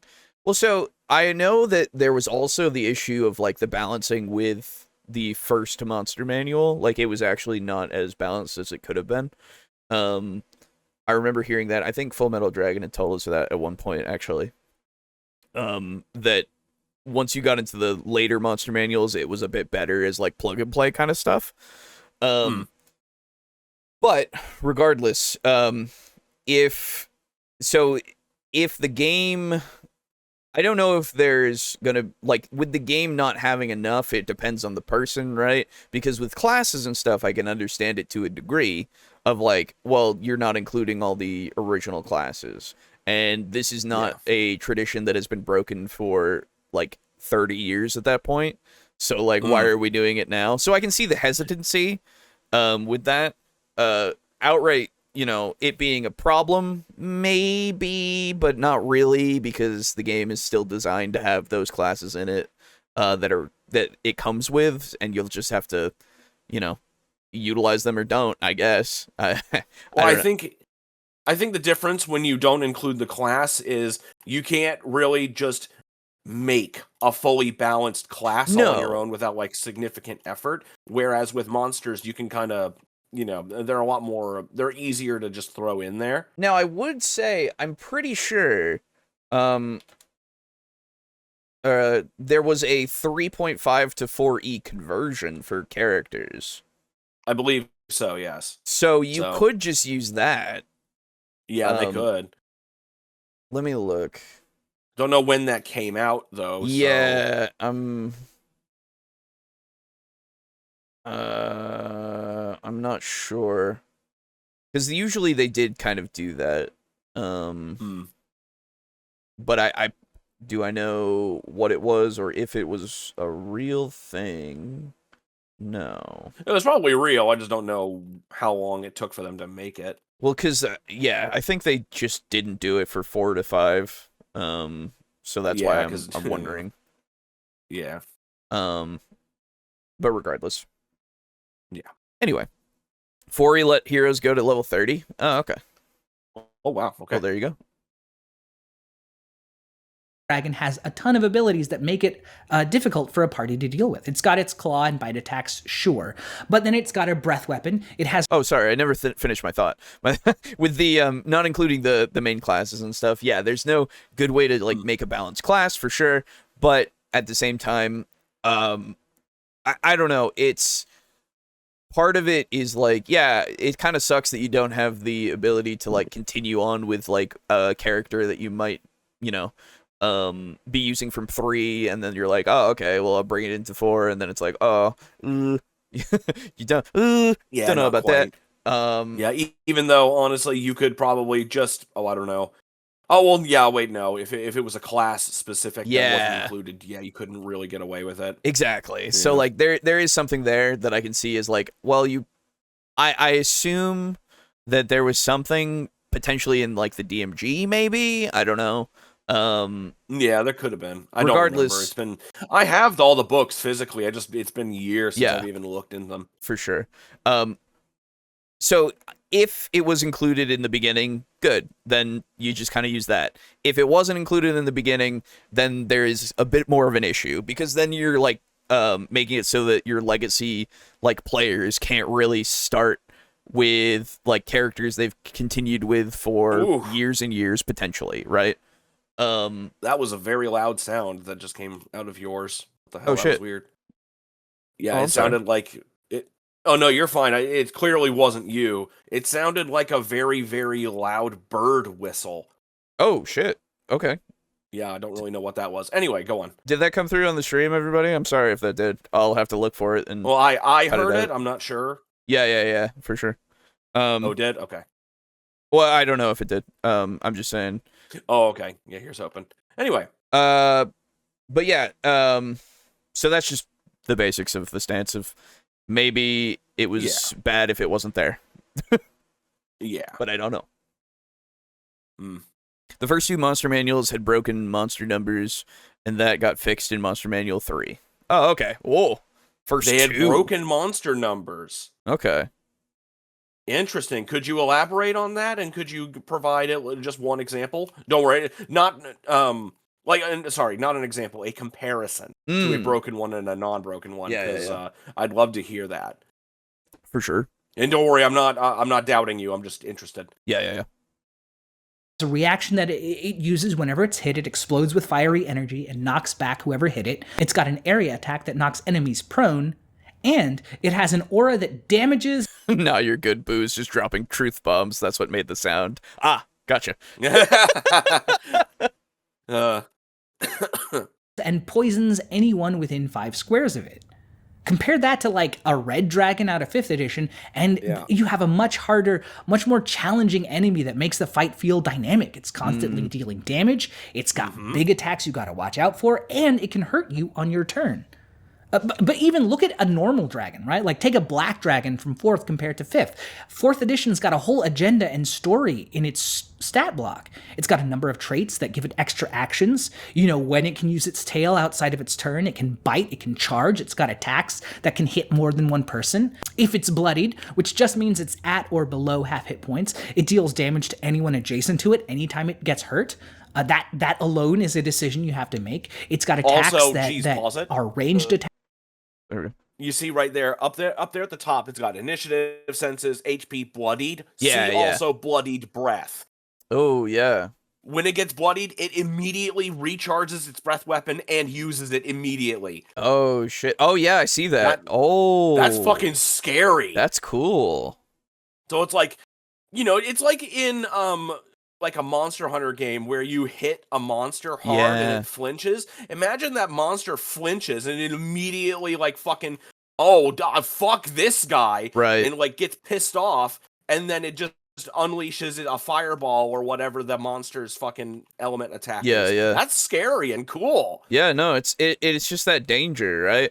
And it's one of those things that you kind of just like you drop hints for the players to know before they've ever, had to encounter this kind of thing before in 4th edition, and like it just becomes one of those like, all right, we gotta, let's be careful, everybody, Yeah, we're going to fight a dragon that is known to be really strong, so we're going to go and talk to the guy that tried to kill him last and failed. He came back alive, but he'll probably have some kind of intel for him. Yeah. Watch out, if you make it angry, aka bloodied, it will just fucking snap and unleash breath weapon on you. Yeah, you could honestly just be like, yeah, and we had gotten to a point where we thought that we were doing so well. We had gotten it into a corner. We were, it sustained so much damage. Hell, you honestly, could flat out just say we've bloodied the beast. We bloodied the beast, and then it snapped. Yeah, snapped is probably the best word for it. Yeah. Because of, like, I see it as like this like uncontrolled rage moment. Yeah. It's reacting more out of anger than intelligence. Yeah, feral. It became feral, Yeah, and like that's so fucking cool. Mm-hmm. You get a little bit of monster personality in its ability, Exactly. which is really cool. Yeah, for sure. This is why I like 4E. It's cool. Yeah, it's cool. Attacks beyond just its single rechargeable breath weapon that it can use every turn if it wants. It deals ongoing damage, that's the gift that keeps on giving. It's got reaction attacks. There's a lot going on here. Compare that to like the 5th edition Black Dragon, and there's just no contest. That same kind of monster design you can find throughout 4th edition. The whole idea is that... Yeah, because like with dragons and stuff in 5th, they all kind of act pretty much the same. I mean... Yeah, they're pretty much all the same. The only difference between them is really their personality types. Yeah. That's about it. In combat, they're pretty much fairly similar. Right. And like... You can run them all differently, obviously, through personalities, through whatever, but, like, we're talking about inherent, like, combat potential that informs how they act, right? And, like, you can kind of do that with 5Es. It's more based off of what you have given to the dragon, though, at that point, you know? Because not all black dragons are the same, not all red dragons are the same. They'll all have, you know, their specific types of personalities, but they could approach combat differently. And with, like, the 4E ones, it's the same way, but you can kind of utilize their, like the breath weapon and stuff could be something that's seen from one dragon to be like, oh, I don't need to use this unless it's actually, like, super necessary, because fucking, I'm a dragon. You know? Like, who the fuck insects are beneath me. They don't even deserve to feel my breath on their face. Exactly. But then you also have those inherent attacks that are like, okay, so basically the legendary actions that we have now, but not something that is like a resource, I guess. Because the legendary actions, you only get 3. Yeah. But like with those inherent attacks, it's just anytime those conditions could be met. Right? And that makes it so that it's a constant threat rather than a, well, maybe I should make my dragon be a little bit more of a challenge now, you know? It just means that it's always the challenge. Mainly it was how they figured monster attacks, damage, and hit point values. Combats were overall faster with Monster Manual 3 monsters. They didn't have the unholy HP bloat that grinded 4E combats into boredom. I see. Gotcha. I understand. Okay. Yeah. Fights are fun and should feel challenging and dynamic, and you should always be like paying attention to like, where are you, and are you going to attack now? Are you going to risk taking damage? What are you going to do? And again, it's all because it wrote down those unwritten rules, including having monsters that act differently when they're below half hit points, right? Like, hit points are kind of a nebulous thing in any D&D except for 4th, where once you get to half or below, you're bloodied. And that meant something. Sometimes monsters would get extra attacks or deal extra damage. Other monsters, like gnolls, would get extra attacks against you if you were bloodied. It's extremely gamey, sure, but it's also very fun. It makes you consider like where your hit points are. There's a reason to heal before you get down into like 0 hit points or very low that you might be taken out. A bloodied is actually one of my favorite mechanics. Like, it lets you know, like, all right, I'm putting the hurt on this monster. It's time to either break out the big guns and try and finish him off quickly, or I can kind of ease off of the gas a little bit. Like, it's a good indicator. And having different powers, having different abilities. Some monsters had like some kind of transformations that they would go through. It's a lot like the phases of an MMO boss fight. World of Warcraft especially. Like, you. It's interesting that this is being put in a favorable light. Yeah, but I mean, having boss phases is cool. It is cool. Enemy phases is cool. Yeah, absolutely. It's just one of those things where most of the time when MMOs and stuff are brought up, it's always the negative. Always the negative. It's always in the negative context. Yeah. Not this time. But it's just one of those things where the phases and stuff aren't, you know, exclusive to MMOs, obviously. We all have played games where you have multiple phases on multiple bosses. I've played Mario 64. Yeah, Mario 64, sure. There's With the final Bowser fight. yeah, for sure. There's multiple JRPGs have done it for years, you know, like it's just been a part of design so that you have that extra challenge that you might not necessarily have been prepared for, but hopefully you are prepared for, you know. Just to make it so that it's that last hurrah for the monster of whatever it is that you're fighting. And I mean, we can't talk about phases and transformations in a fight without going into fucking Dragon Ball and Frieza and all that. Yeah, there's also that. It keeps the thing, it keeps the interactions, it keeps the story interesting. Because if you're just beating on the same monster for however long, it kind of winds up getting a little bit boring. It's like, okay, this is all it is. Let's go ahead and let's wrap this up. No, once you reach a certain point, fucking Frieza transforms from small to big, and then he fucking impales Krillin. It's like, what the fuck? This is a whole different fight now. The dynamic has changed. Yeah, that's what it is. Yeah. Yeah, and it keeps people interested, and it's cool, and it's fun.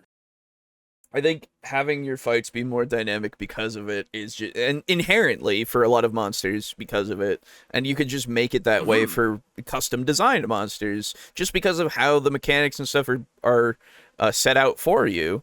It just makes it so that everything can always have that dynamism that does keep everybody engaged.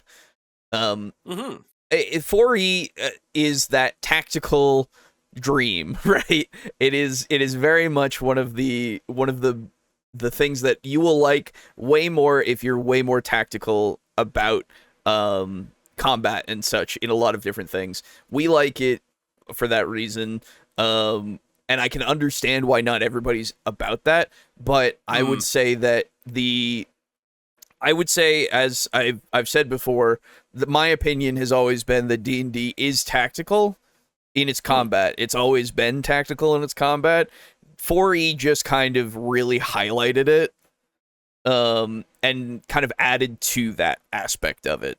The role-play and stuff doesn't need to be different because it can be as dynamic as it needs to be because everybody can act in a way that, you know, makes it more dynamic depending on characters and choices and all of that kind of stuff. The skill challenges and stuff are great additions to it. They weren't necessary, but they are something that adds to it, you know? So like it's hard to put those kinds of improvements into a role play situation, I would think mechanically.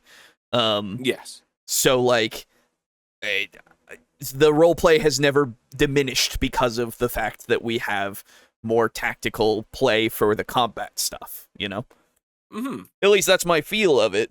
Again, not having played it ever, right? But looking at it from what I can see of the rules, that's all it is. It's just D&D, but more tactical. Yeah. And I'm like, and I don't see a problem there. Like I was saying before, I think it kind of plays into this as well. You just need to remember that it's not like... how do I want to say it? If you like the tactical type of stuff and you... Jesus, God, hang on, my fucking brain. Right, okay. I lost it. Never mind. Tactical. I'm sorry. No, you're good. Yeah, tactical. If you think about it, you know. Yeah, it was gonna basically be about how the fuck, you know what, fuck it, I'm done. I'm out. I'm dead. I'm good. All right. Yeah. No worries. Sorry. You know, you're good. If it comes back to me, I'll try to say it, but, for sure. You know. Let's see. Brown recluses are beneath me, but I'm not going to sit there and let one bite me. True. There you go. I always house rules monsters HP by 1/3, so it went faster anyway. I could have 3 bears with 40 HP each, then 1 bear with 120 HP, for example. Oh, to like combat the inflation of HP. Yeah, for sure. That makes sense. Yeah. Classic Dark Souls. It's dead. No, it's not. Yeah, for sure. Pretty sure they all say MMOs because WoW was the big thing taking off at the time and everyone was afraid. Yes. Yeah. You get down like 20%, 60% of their health and they transform, right? It's the whole, it's not even my final form, you fools, kind of thing. Bloodied was a great way to bring that into D&D. Even 5th edition has the kind of legacy of that idea with its mythic monsters introduced in Mythic Odysseys of Theros, where if you kill them once, they get all of their health back, and they have even more powerful attacks than they did before. They became more powerful than you could possibly imagine because you struck them down.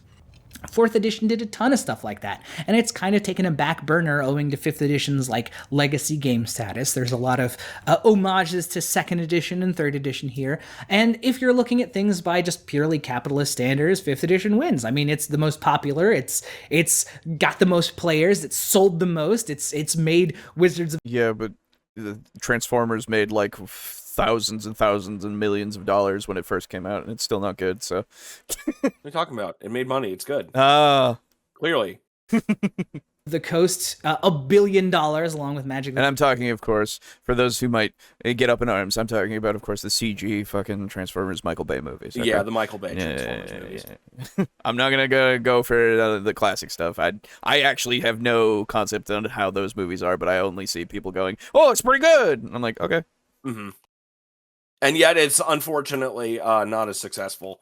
It's a damn shame. Yeah.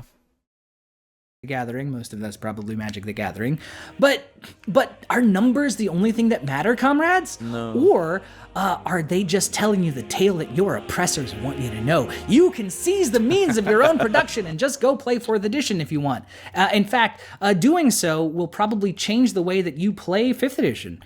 Doing so will change how you think about the game. That's why 4th edition is the best edition of D&D. It changes like what you think about. It changes the way that you think about fights. It changes the way that you think about what a player character can do, what your hero can do. So yeah, 4th better than 5th. Hey, if you are trying to decide between 4th and 5th and can't make up your mind, why not give up on D&D altogether just for a little bit? Check out our video on how to play Avatar: The Last Airbender, the RPG. I guess it's called Avatar Legends, but that doesn't matter. Just click this video. You know what to do. I'm JR. This has been Bell of Lost Souls. We'll catch you next time. Woo! We're doing a new thing now. Spinning around till Matt cuts me out. Thank you. Thank you, JR. Indeed. I kind of wish, I know it didn't exist at the time. I so wish that it was like, you should go and play the RuneScape RPG. Oh, that'd be so funny. That'd be very funny. God, I would love that. Yeah. I haven't even played it. I'd like, I just want to know. Yeah. You know? Yeah. I get you. How could I forget my favorite version of the bloodied as a trope? I guess it's time to get serious. Yeah. Yeah. Right? Exactly. Optimus Prime died for your sins. True. I like those Transformer movies. Hey, that's fair. If you like it, that's fine. Yeah, no, if you like them, go for them. Yeah, go for it. They're just objectively not very good. Yeah. Absolutely. Anyway. Don't worry. I like Godzilla versus I love Godzilla versus Gigan. The one where he fucking talks. Because I love Gigan. He's just so fucking cool, dude. The guy was a fun host. Yeah, I liked him. All right. Well, that was that. Now we've learned a bit more about 4E that we already knew. But I think it's one of those things of just, I don't think thinking of it as better. I think I would prefer 4E in a lot of different ways. I think there is stuff there that I would prefer rather than 5E and how it's done things. So I feel like I would like to play 4E more than I would 5E most of the time. But then again, we'll see. One day, far in the future. In 20 years. Yeah. And who knows if you'll even still be alive by that point. Yeah. You will succumb to your eternal weakness. That's right. Very ominous. Do you know something I don't? What the fuck?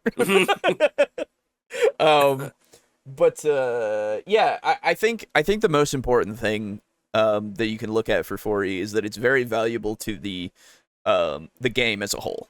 Like, there's so much to it that we should use, or at least try to utilize better, because 5E is a kitchen sink. And so we can throw some more stuff in there to give it a little bit more if we really want to. But to make it so that the sink is maybe not so much the traditional sink that you've seen every time, but the sink maybe has like that hanging like spout feature that you can pull down and like spray things with. Yeah. That's pretty, I kind of want a sink like that. Yeah. You know what I really want? I know I'll probably never get it. Yeah. I would love one of those showers that is like, where they have the sprayers like set into the fucking walls and the ceiling. Yeah. Those are so bougie, and I want one so bad. Oh, yeah, those are cool. I would run up my water bill way too fucking high. Yeah. That's fair. A family in Africa would definitely die of thirst. God. From my fucking overuse of that shower. Matt Colville did a similar video about 4E, but his was almost an hour long. I think we covered that. Did we not? I think we did. Once. I don't know if we spent an hour on a Matt Colville video. No. Not that I can remember. And now I may have just not been there. Maybe. I don't know. We've been going over a lot of things every now and then, you know. How it goes. It's 6 years. But grew up in the 80s, grew up on all those cartoons. None of them have aged well. That's fair enough. Aw, shame. At least the 90s cartoons really did age well. Yeah, they have. For a majority of them. Yeah. Super Mario Galaxy movie is the biggest rush of sugar and empty calories I've been able to experience since we got diabetes. That is a magnificent way to phrase that. Well done. I like that. I like that a lot. Yeah. Holy shit. Anyway, okay. Let us move on to what happened. Because this video, get it up here. There we go. All right. So this video... Your face looks like an oval, my guy. I'm sorry. This is brought to us by Delver. Yeah. And it is called What Happened to D&D 4th Edition? Yeah, and we'll see if he's pro or anti. Yeah, I'm interested to see because the thumbnail itself did kind of look like it had a graph, which was interesting, and I like graphs. So look at this graph. I gotta make a joke. Yeah, all I want is more in-depth, a more in-depth look at a lot of the factors that were at play. You know, that's what I want. And I know this video is like 12 minutes, so maybe we won't get as much of an in-depth thing as I want. But maybe someday somebody will see this show and hear me say that and make like a 3-hour video on all of the intricacies, and I can sit down and watch that and be like, I feel better. I did this. I caused this. Here we go. D&D is getting a new edition. 5th edition was released in the second half. Oh yes, this was a year ago. So this was he's talking about now 5.5. In reference here. Half of 2014 when I looked like this. It became wildly popular for many key reasons.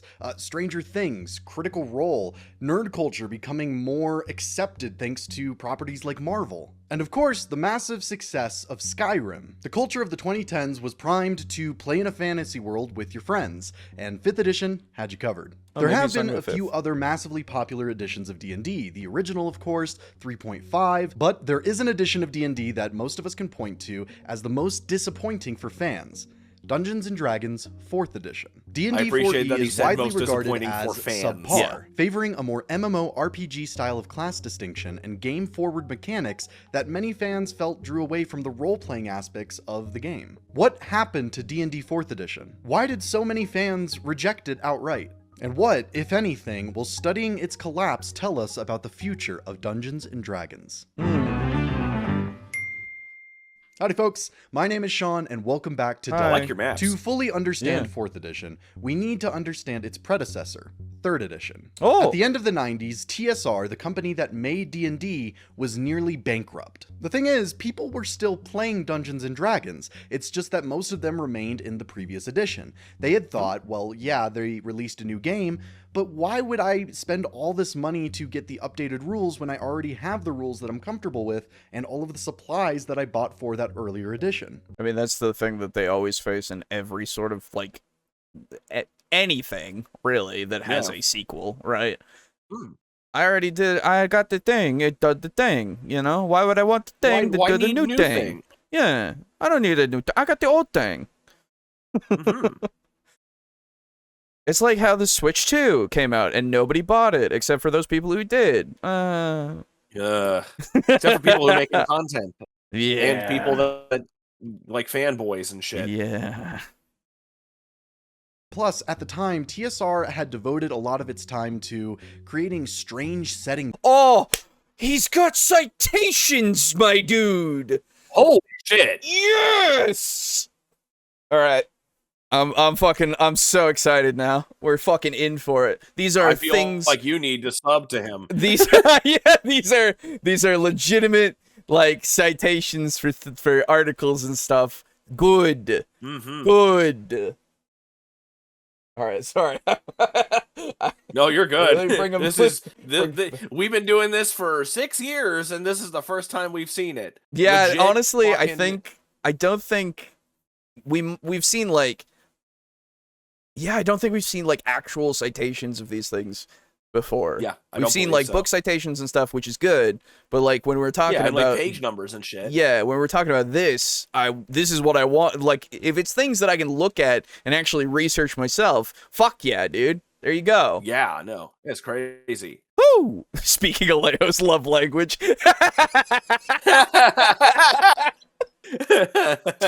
Dude, citations are important, okay? If you're doing research, you gotta, you just gotta. All of the supplies that I bought for that earlier edition. Plus, at the time, TSR had devoted a lot of its time to creating strange setting books, different worlds that, you could still play D&D in, just to keep people playing their game, even if it wasn't fantasy anymore. This is where we get a lot of the oddities in D&D's catalog. Thankfully, Wizards of the Coast came to the rescue in 1997 and acquired TSR and Five Rings Publishing Group for $25 million. Woo! For 3 years after that, the next edition of D&D was developed, set to be released in 2000. What made this one special? Well, it incorporated an entirely new rolling mechanic called the D20 system, developed by Wizards of the Coast. This new revolution around rolling a D20 and then using that to decide the outcome was more digestible and more flexible for new players and veterans alike. In 2003, a revision to the original 3rd edition came out in the form of 3.5. This new edition, or this new update, was primarily concerned with updating a plethora of small rule changes and expanding the core rulebooks. Shortly after release, fans began to speculate. Okay, that was now I see what you cited, but that was a tweet, I think, that you cited. Hold on.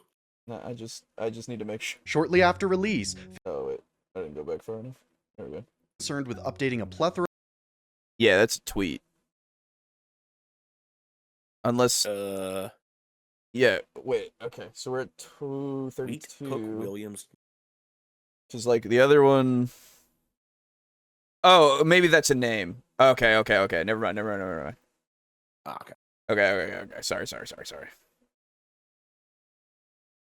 An unfortunate soul being named Tweet. I suppose, yeah.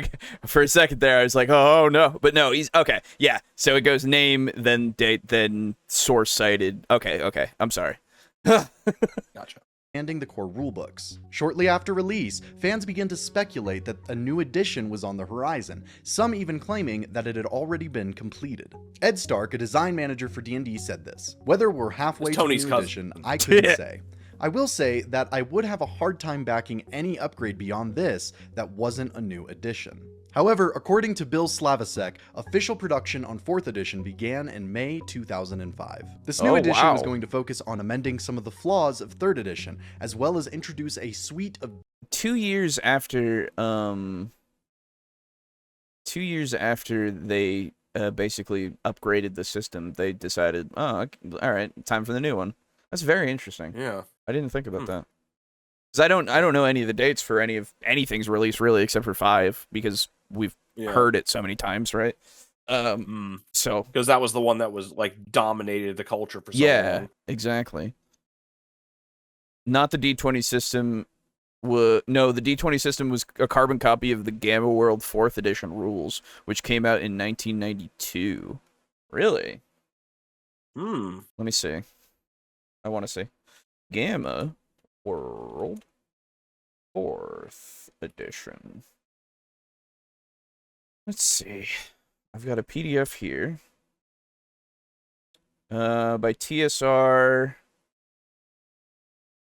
Oh, okay, Advanced Dungeons & Dragons, TSR. Oh, okay, interesting.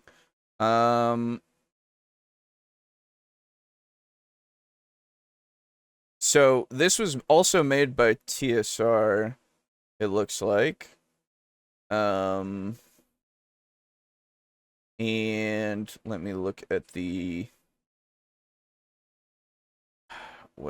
is there, like, can I see... I guess it would be in the introduction. Gamma World. Entropy. Gamma World. This rulebook assumes that the reader understands the basic concept of role-playing. Nowhere will you find a set of instructions for how to roleplay a character. This does not mean that you have to be a role-playing guru. If you don't know what a character is, know how to roll dice, and want to have some fun with a role-playing game, then you are ready for this rulebook. Oh yeah, bring your imagination. It's just a thing that I saw. 7 attributes. Here we go. Okay. I would like them to tell me how to roll dice. So. Like to explain the D20 system? Yeah, because if the D20 system is in here, it would be interesting and it was new. See. Yeah. Because I'm pretty sure that... Did he say that Wizards of the Coast developed it, or did he say that TSR developed it? I actually don't remember right now. I think he said that TSR developed it in a different game. Right? You know what? Let's fact check. Let's go back. We're at 305. Fans reject it outright. And what, if anything, will study D&D's TSR, the company that made D&D, was nearly bankrupt. The thing is, people were still playing Dungeons & Dragons, it's just that most of them remained in the previous edition. They had thought, well, yeah, they released a new game, but why would I spend all this money to get the updated rules when I already have the rules that I'm comfortable with and all of the supplies that I bought for that earlier edition? Plus, at the time, TSR had devoted a lot of its time to creating strange setting books, different worlds that, you could still play D&D in, just to keep people playing their game, even if it wasn't fantasy anymore. This is where we get a lot of the oddities in D&D's catalog. Thankfully, Wizards of the Coast came to the rescue in 1997 and acquired TSR and Five Rings Publishing Group for $25 million. For 3 years after that, the next edition of D&D was developed, set to be released in 2000. What made this one special? Well, it incorporated an entirely new rolling mechanic called the D20 system, developed by Wizards of the Coast. Okay, so developed by it was developed by Wizards of the Coast. So that's the claim. And in fact, we have a citation that we can examine as well, which is fun. But I just want to see, because I'm trying to find something that is telling me about rolling, and I'm not really seeing it. Like an explanation of the system? Yeah, I'm not Or really what? seeing it very easily here. But I might be just bad at reading. And like trying to skim things too much, you know? Because I would genuinely like to see if this is if the citation just has it wrong, you know? Oh. That'd be very interesting, right? Because at that point it's just one of those things of like, ooh, who really developed it? But, I mean, it doesn't really matter all that much for what we're going for here. Well, I mean, okay. It's an interesting little factoid, but at least for the moment, it's not super important. Suppose. Okay, we were at 3.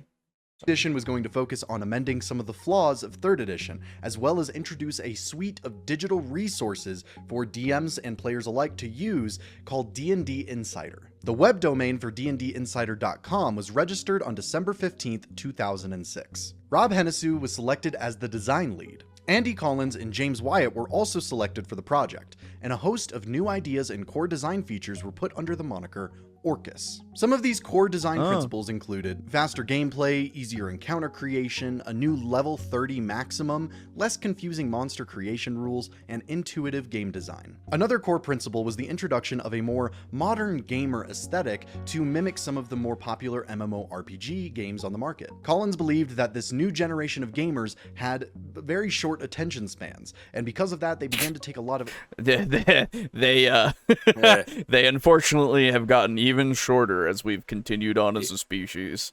Yeah. Unfortunately, they were correct. Yeah. Some terms are different, like BAB was THACO. Yeah. It used a D20 plus modifier, and AC was positive instead of negative. The classes had THACO numbers that started at +0 and increased.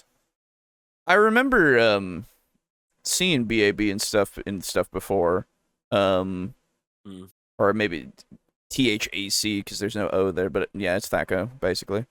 If that's the case, then that's interesting. I don't know. Yeah. Influence from other popular video games like World of Warcraft. Two teams were formed shortly after, codenamed Flywheel and Scramjet. Flywheel was focused on creating the mechanics of the game, while Scramjet was focused on creating the lore and the setting of the game. The rulebooks were finished in May of 2007 and playtested in June of that same year. Funnily enough, the Star Wars Saga Edition was developed around that same time with a lot of the same people from the D&D 4E project, which is why you... Hello. Hey. Hello. Hey, sorry I'm late. No, you're good. I woke up like I had that I sent you that message like, oh, I'm probably gonna be a little late. Yeah. Because I sent like that message upon waking up from a nap, and I was like, oh, I need a little bit more sleep. Yeah. So I fell asleep, but I forgot to set an alarm. That'll do it. Yeah. All good, man. Well, we are looking at D&D 4th edition. Oh boy. Yes, we the previous video that we watched was about is 4E better than 5E, which basically it just went over a bunch of cool stuff in 4E. And I would prefer it with the cool stuff. So probably for me, it would be better. But ultimately, I mean, 5e is fine. You know, it could be improved with a lot of the stuff, and it has been improved specifically with a lot of 4e implementations that we have seen many people go, hey, you could use this from 4e and have. And now we're looking into a video that's about what happened with 4e, and this person seems to have done research with citations that are on the screen, even so, like articles and shit. It's great. So yeah, We're just trying.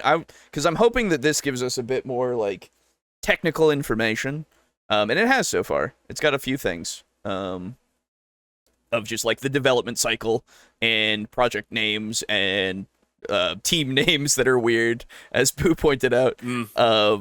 But yeah.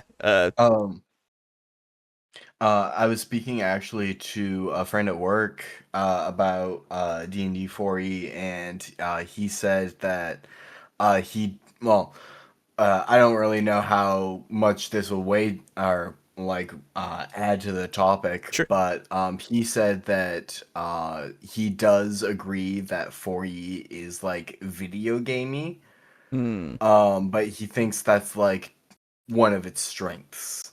Yeah. He is a fellow 4e apologist.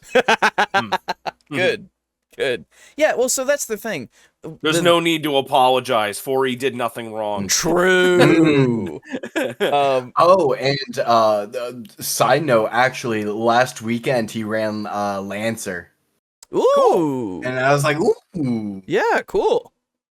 But yeah, the thing about the video gamey stuff, you know, the term, it's thrown around as like a negative. And in fact, in the video that we watched that was a positive, even used like the MMO aspect with WoW in a positive light. When talking about like having monsters that had different phases, basically, right? When you had bloodied as a condition, and it would actually react with how the monster could be played because they unlocked different potential, basically, on how they can be used on the battlefield, right? And it's just one of those things where the video gamey thing is not something that I would necessarily say is a bad thing, just inherently, because I mean, like we were saying before, using the different phases and stuff is something that's been around in video games forever. Since like back when Final Fantasy fucking ripped off all of D&D's art that one time. You remember that? I don't. Literally in Final Fantasy 1, there's a lot of D&D art that's in there. That's funny. Yeah. So like, but like JRPGs and stuff have been using it, and honestly, it's just one of those things like we were talking about of like adding dynamism to an encounter that makes it so that it's just constantly engaging, right? That actually makes sense from I've learned a little bit more about Final Fantasy, and turns out Final Fantasy 1 was released when like I forget the name of the company. But like they were going under and they were like, "Oh, we have enough money left to make one game." Yeah. Yep. And so they made Final Fantasy because it was going to be their Final Fantasy. Yes. Yep. It was It was Square, Square I Enix, think, by the at way. the time, right? Yes. Yeah. Squeenix. Yes. Yeah. They weren't Square Enix at that point. I think it was just Square. I think. Oh, okay. Oh. Never mind. Yeah, I think. I could be wrong there, but I'm pretty sure that's the case. Yeah. But yeah, Also, you're right. hello everyone in chat, and hello Timothy. But yeah. Okay. See so many Oh, similar. you know what? yeah, Real quick, pause. I'm sorry. Yeah. Aiden, are you going to be, since you just woke up, are you going to be awake for a little bit? Because we need to get you into this game. Yeah, into Far Far West. Yes. I saw I think it was Rubik's Raptor's video on it. Probably it does look like a game I'd be interested in. Okay. I may buy it in a paycheck from now. Fair enough. Okay. Well, Yeah. you know what? I've got the cash right now. I'll drop it for you. And Oh, you shit, can brother, give me your, thank you. You can give me your kidney later. It's fine. Okay. Hell yeah. Yeah. Proper trade. Yes. What was I gonna say? One of the things I wanted to mention about because you mentioned boss phases, Yeah. I remember specifically us talking about on the show of like, oh, when like a boss is at like 3/4 health or whatever, like a damage threshold, give it an extra like badass attack. Yeah, we were talking about that. Or Yeah. like a giant like rips off its own. I remember specifically like a giant ripping off its own arm and using it as a club. Yeah. I do remember us talking about that. Yeah. A giant rips off its own dick. Yeah, no, I Fuck, do I remember hate that. this. I remember we were talking about that. Yeah. But yeah, it's just it unlocks so much of a potential, and so like, and I don't know, 4E is cool, right? 4E is cool. Mhm. That's the thing. Not THACO, just THAC. THACO is specifically an AD&D 2E thing. Oh, really? Okay. Fair enough. That sure, you know. Between these two books. 4th edition was then officially announced in August of 2007 at Gen Con, the gaming convention that was created by Gary Gygax before D&D was even a thought in his or Dave Arneson's mind. This announcement seemed to coincide. Gen Con was made by Gary Gygax? I guess so. I didn't know fucking know that. Yeah. Hold on. Gen Con creation. Jesus. Cretan? Jesus, I can't fucking spell. Gen Con was started by Gary Gygax. Oh, What the yeah. fuck, man? I didn't know that. 1968. Established as the 1968 Lake Geneva War Games Convention by Gary Gygax. Oh yeah, because chainmail. Con's from. Chainmail was the first thing, so like, yeah, war game, yeah. Yeah. Huh. Okay. That's cool. I didn't know that. Yeah. I didn't know that either. Well, maybe, maybe Garibay's right about something. Wait a minute. Oh my god. Funny how he's never brought that up. The predictions of Monty Cook, a former employee of Wizards of the Coast and the credited writer of the Dungeon Master's Guide for 3rd edition. He had speculated that D&D 4E was going to be released in 2008, and he was right on the money. He was also concerned about the open game license, the OGL, not continuing into 4th edition. Thank goodness that never came up.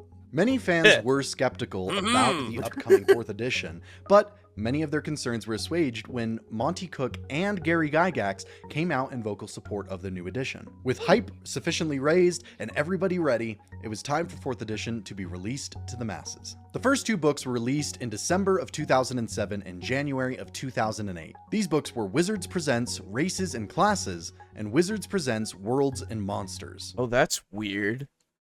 Those were the first? I think they were like promo stuff. Oh, yeah. Okay, that 4th makes edition sense. preview right there in the bottom corner. Oh, okay, yeah. Gotcha.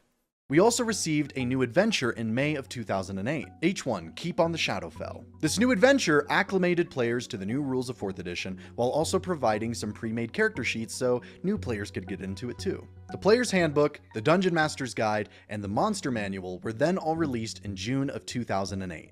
The digital suite that was announced and promised for 4th edition never saw full implementation. However, we did have different parts of it, including a limited D&D compendium at launch and a D&D character creator in January of 2009. Unfortunately, we never saw the release of D&D Game Table, Dungeon Builder, or Character Visualizer. Apparently, and I completely forgot this, there were over 100 supplementary sourcebooks released during the edition's incredibly short 4-year stint. Wow. Holy shit. Damn. How many source books are there for 3.5? Hold on. Because I feel like there's at least that much, if not a little bit more. Source books. Amount. Oh, I'm sorry. Oh, okay, there were over 200. But even so, that's after, like, what? How long? Like 2 years. Yeah. So that's really that's a lot. Jesus Christ. Yeah. Wait, is it 2 years or 4 years? For 4. 5E, like, granted, this is only AI. Sure. But, like, it says that there were over 30 official hardback source books for 5E. Yeah. Really? And that's yeah. Well, like I said, it's AI, so like it very much may be wrong. Right. That seems really here we low. go. List of Dungeons and Dragons rule books. Yeah, no, that's just like the different editions on Wikipedia. Yeah, because my thing with the AI thing says 40 to 50. So yeah. Either way, I do think there's less for 5e overall, but I think that it's still like that's crazy for how like often, or I'm sorry, how long the run was for it. It's like nothing. It's like in terms of like the years, there was like no time. Yeah. Unfortunately, they all probably cost like $50 to $60, but you know, Yeah. something. I'll be right back. I just need to use the restroom. All right. Do you think? Maybe not. Here is an article off Wikipedia of the list of D&D rulebooks, Oh, okay. and it does break it down by edition. Oh, okay. 4E is bigger, but like I wouldn't say it's like over 100. Okay. Yeah, 2008 to 2010. Okay. And then 4th edition. Okay, there we go. Okay, because you got the Wizards Present stuff. Digital and print on demand releases. Yeah, Spelljammer. Yeah. Core rules. Oh yeah, this has got stuff like core rules gift set and stuff in it. I don't necessarily yeah, I know wouldn't if... count those. Yeah. Yeah. Okay. But it may be indicative of the pattern at least. Yeah, I guess so. Those two books were fluff books that talked about what 4E was intended to be, but between those books and final release, they switched the original visual presentation to the final color-coded books. Okay, interesting. Despite all this work, though, Wizards of the Coast's team decided to shift into creation of D&D 5th edition, codenamed D&D Next, around 2013. One interesting thing to come out of 4th edition was D&D Encounters, which I see as kind of like the predecessor to the Adventurers League. I've been told by many people that Adventurers League has been around before D&D 4th edition, but I could only find resources online that credit it back to D&D Encounters. Encounters was a program where you, as a busy person, could go to your local game store, sit down and play D&D with an established game master and table, and then you don't have to come to the next session. It's a low commitment way to get back into the game for people who had already been into it, or people who are just busy and want to play some D&D but don't have time for a weekly game. And what was the term that we learned not too long ago that was the thing that seemed like things that everybody had done but needed to be stated as a term that Garibay was super upset about people besmirching? I don't remember. It's I remember he was West Marches immediately, Draco Kraken. Thank you. That's what it is. Yes, West Marches types of games. Yes. Yeah. So it was just some West Marches stuff. Good. I mean, it's good to have that kind of stuff, I would say. I don't know how popular the current version of it is now. Honestly, I assume it's still relatively used, but I haven't heard a lot of anybody talking about it as far as I know. But then again, I'm not so much in the circles anymore, so I don't know. Wizards of the Coast had stated during playtesting that Star Wars Saga Edition was also being used to playtest ideas for 4E. A lot of people were expecting 4E to look like a Fantasy Saga Edition game. Oh, interesting. Okay. Huh.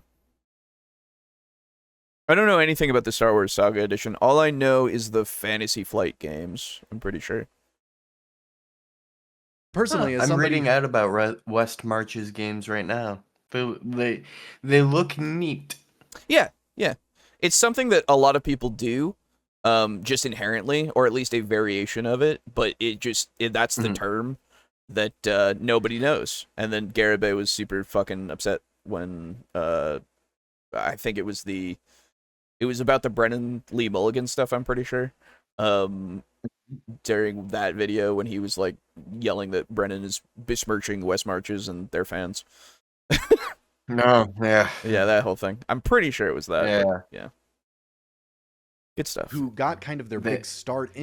They're not doing things exactly the way I want it. Yes. I've never been so attacked in my life. I feel threatened. Oh, yes.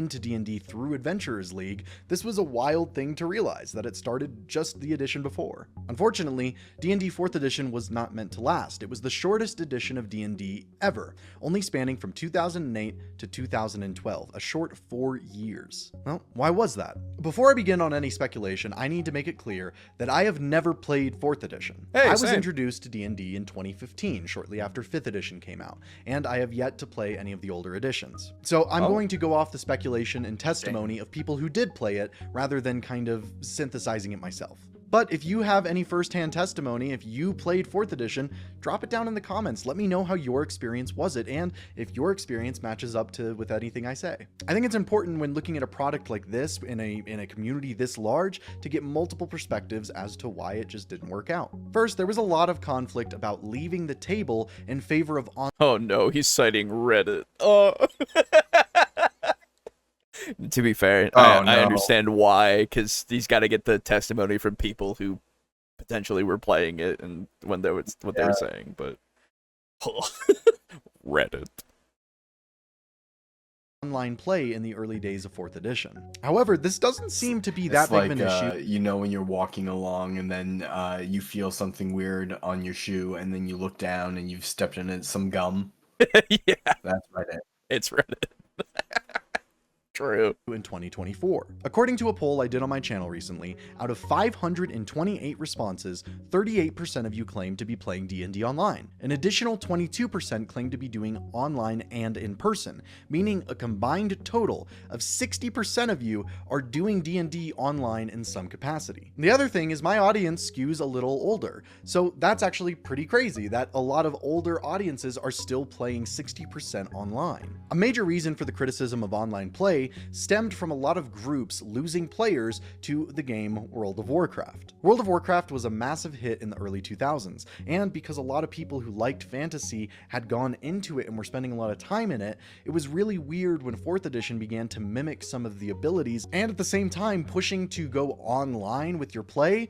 It just left a bad taste in a lot of people's mouths who had lost their tables to World of Warcraft. What's interesting is that they're doing that again with the pushing for online play with the current 5.5 stuff, which makes more sense. And that just makes more sense from like a capitalist perspective of like it's easier to monetize. Yeah, and it makes more sense because we had to do it that way for a few years. It was like the only way to like do any kind of games over. I mean, you know, you probably had some insulated groups of just that came together and played D&D in person during the COVID years, but most of it was online stuff. So like there's precedent now that's been set that makes everything kind of make more sense for them to push in that direction, right? So I guess because we're not getting the VTT anymore, or no, they're kind of pushing the D&D Beyond VTT now, a little bit. So like, but we're not getting the exclusive fucking rune or whatever the fuck VTT that they were promising before. That oh, I kind of want to find that video again, that announcement video, and just look at it again. It's one of those things of like, oh, look at this, wow, remember when this was in development, damn. But yeah, it's interesting to see the cycle kind of like restarting, I guess, now. Between everything Wizards of the Coast said for over a year and then the final release being so, let's say, visually stimulating, the visual impressions plus intricate tactics didn't match expectations. Really think that most people's problems with 4E is because of how the visual layout of the books and how codified each class powers was designed, plus calling them powers didn't help. Yeah, I think it was, honestly, and again, pure speculation on my part, but I think that it really boils down to this doesn't look the same, and we have a lot of things that are quite different in terms of naming conventions and all of this kind of stuff that we were used to before. I think it's just a little bit of it is resistance to change, whereas, instead of it being the game is worse objectively, right?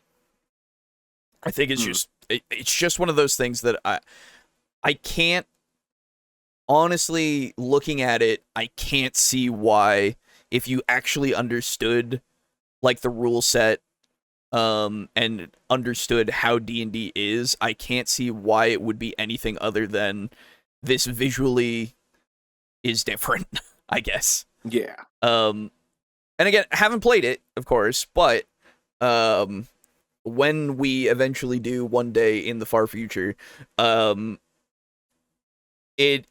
think it'll be just fine. I feel like, and you can say that there's some changes that we'll make because of how we've been playing TTRPGs in general nowadays, right? Like, because we've been playing other things, and we might incorporate those things into 4E just because. It's just, that's what we do, you know? That's what we will do with any TTRPG we play. Oh, this doesn't necessarily fit exactly what we want. We'll change this here. Oh, we'll make it so that's this there. You know, that's just how everyone plays TTRPGs. So it won't be a vanilla experience necessarily from the get-go, potentially. But it might be close enough, you know? Yeah. You should really check out the older editions of Star Wars, both the 1998 Star Wars D6 from West End Games and the 2005 Saga edition. I should, honestly. It sounds interesting. I do also think... sorry, I was launching Far Far West and it was you're good, very loud. I do think it's very worth considering, which you mentioned, Alejo, like, sort of like... or how I interpreted your point, rather, of like, we are all gamers. True. So like, that might be reflective in how we play D&D, like, from the start. Which, like, that might not necessarily be present for, like, one, or the tropes that we may expect to see in a D&D campaign may not be the tropes that you would expect to see in a game from what are those old... Who are those, not OGC, like the old style D&D players who like want to play... Oh, yeah. TSR, thank you. Yeah. That may be like just kind of like different going in of like, oh, what do you mean you didn't prepare for cold weather? That's the standard. Yeah. What are you talking about? You don't have the spell in 3.5 that allows you to exist comfortably in environments of different temperature that I used to take in every single one of my 3.5 campaigns where I could. Until 5e was just like, hey, you know what? That's not a worry anymore. Exactly. Like, what are some like video gamey concerns that only we would think about? Yeah.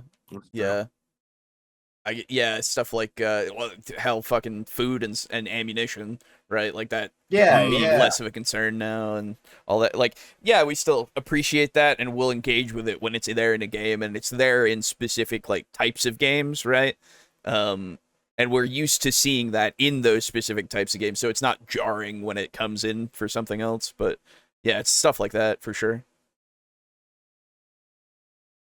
Aspect of 4th edition made it more dependent on things like party building and team composition. Many people feeling that the power system incorporated in 4th edition acted too similar to World of Warcraft or other MMORPG games with their hotbar abilities. People also felt restricted into the archetypes of their classes. You're a tank, you're a DPS, or you're support, just like raids in World of Warcraft. According to Graham Barber from POC Gamer, some of the major problems with 4th edition were forcing classes to fit certain roles, a majority of combat-focused abilities, ham-fisted lore additions to create a single mono setting, less opportunity for multiclassing, way too many books and supplements for the full experience, a lack of diversity for a product that was looking to go into a larger market and audience, and no compatibility for the former edition. This is probably why we see no compatibility. See, now that's interesting because I was talking about it before.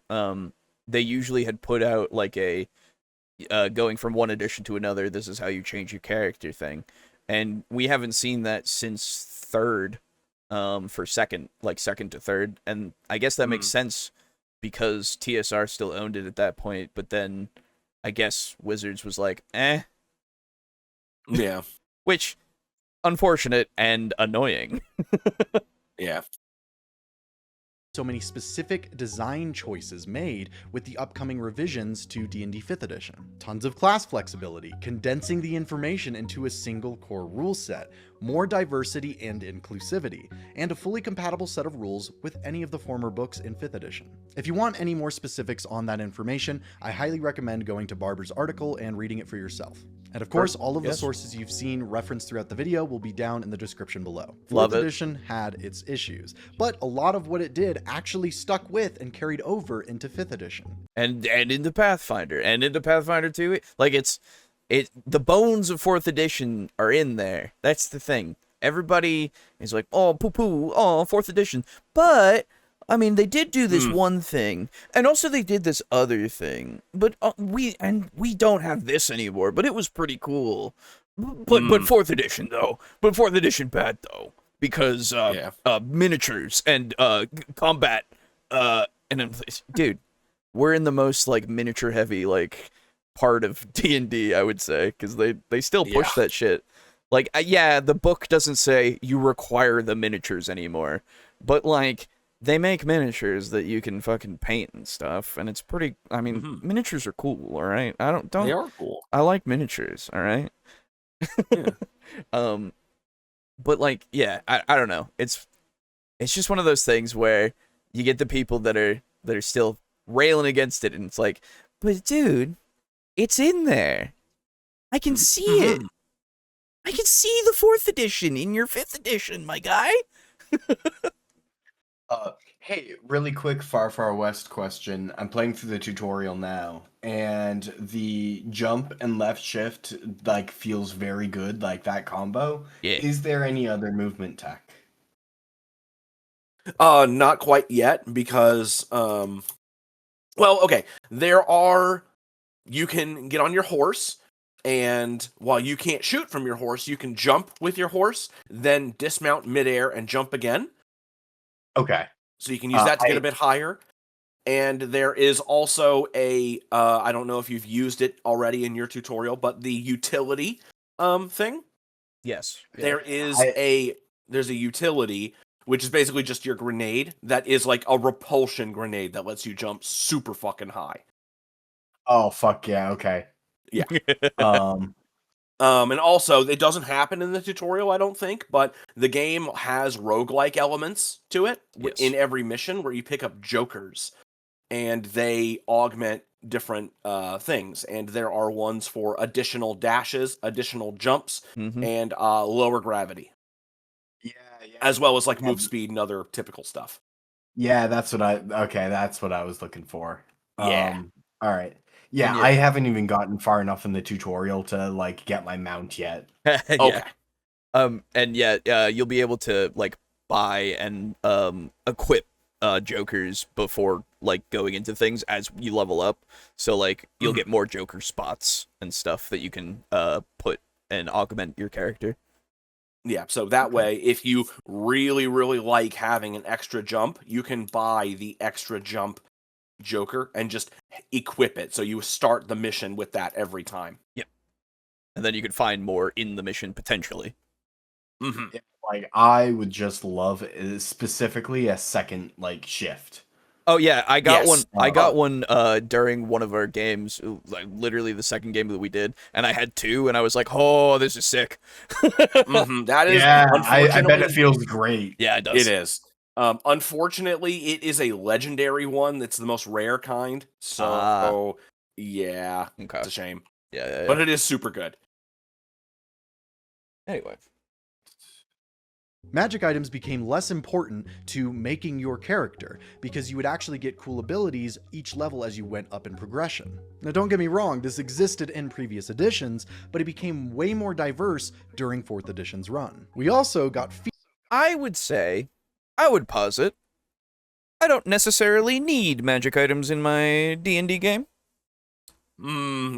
It feels weird to say that, but I do agree. I like magic items, and I like having them, but I don't think I need them a lot. I think that Indeed. I think that it's better when there's fewer because they feel more impactful.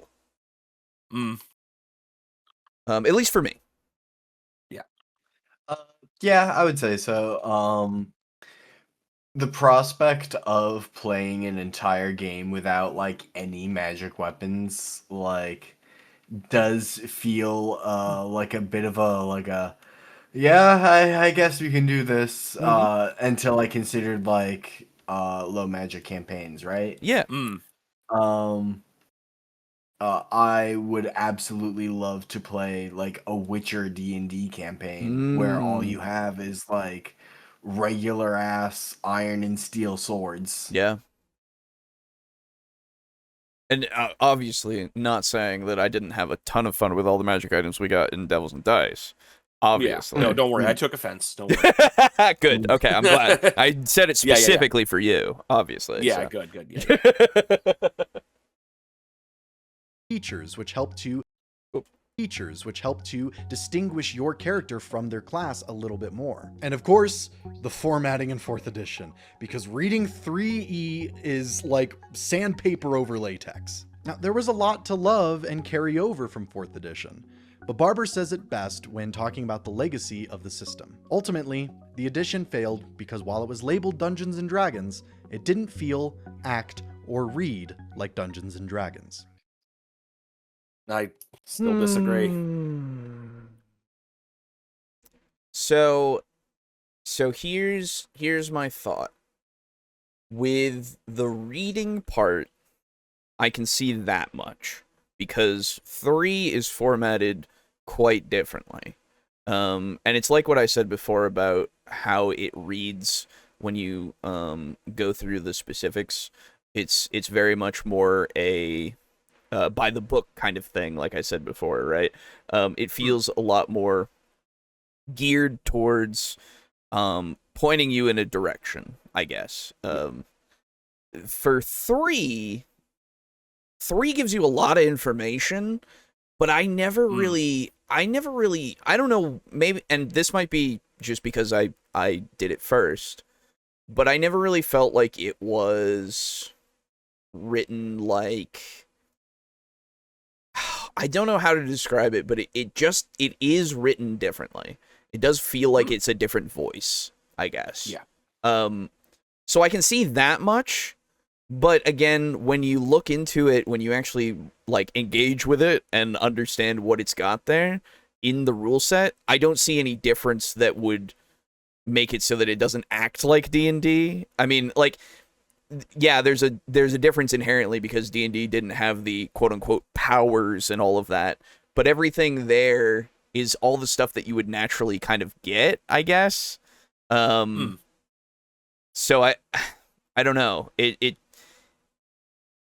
like I was saying before, the visual aspect, I guess, more so is the thing that is different with 4th. And that kind of made people go, "Oh, this isn't the same thing," even though it different is bad. Yeah, exactly. It is very similar to the same throughout, you know. So I don't know. Oh, your horse goes fast. Oh yeah. Yes. You can't shoot from it though, and you can't fight from it. So yeah, it's purely transport.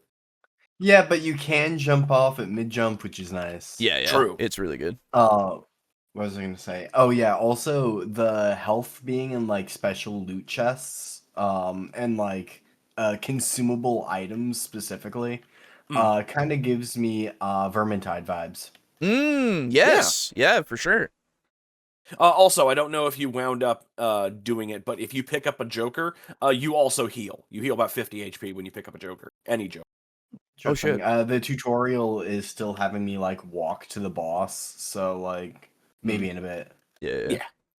You might not get any Jokers in the tutorial. Potentially, Maybe. Don't remember. Is 3E hard to understand? Why is it like sandpaper, or is 3E just the new older D&D to dunk on? So I don't think it's that. I wouldn't say that it's that. I don't think that I would put that as as like the intention behind the statement of dunking on 3E. 3 does have a lot of information, and I remember when I first read it, like I first looked at a character sheet and then looked at the book, I went, "Oh," because there was a lot, and I wondered how I would remember so much of it. It turns out that my brain decided, hey, this is awesome. So that's how I remembered. Lucky. Yeah, hey. Yeah. 3E, well, the 3.5 at least, does not shy away from tables. No.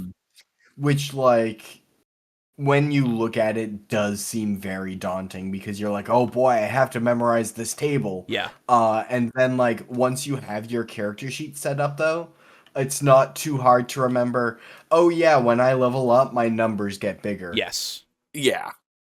I would say that the sandpaper aspect means that you can sand down your, like, play to refine it to your experience, because like with the feats and like with all of the other kind of aspects that are inside of 3.5, it can get very precise. So honestly, I think at least I would take having 3E being kind of like sandpaper. It would be a benefit, honestly, in my eyes, just because of how specialized you can make your fucking characters, honestly. Yeah. Which I do suppose I can see, like, you just listed specializing your characters as like one of the great strengths of 3.5. Yeah.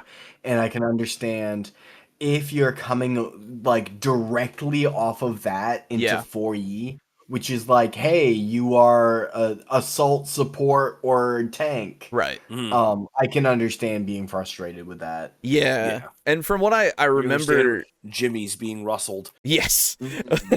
What I remember, I think Full Metal Dragon put it at one point, though, is that you can pretty much, like, and this was, once you actually engage with the thing, you can kind of go outside of your quote-unquote class-specific roles a lot of the time, with a lot of the classes. So, I don't know. It's just one of those things where I can see a lot of reasons why people just went, ah!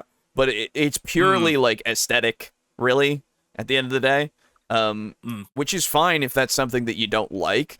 But like 4E, again, saying that it's a bad game because of how it's designed is just ridiculous. Yeah. You would think 1E would be the one that's hard to understand since so much has changed. I think 1E is really simple at the end of the day, like, to understand now.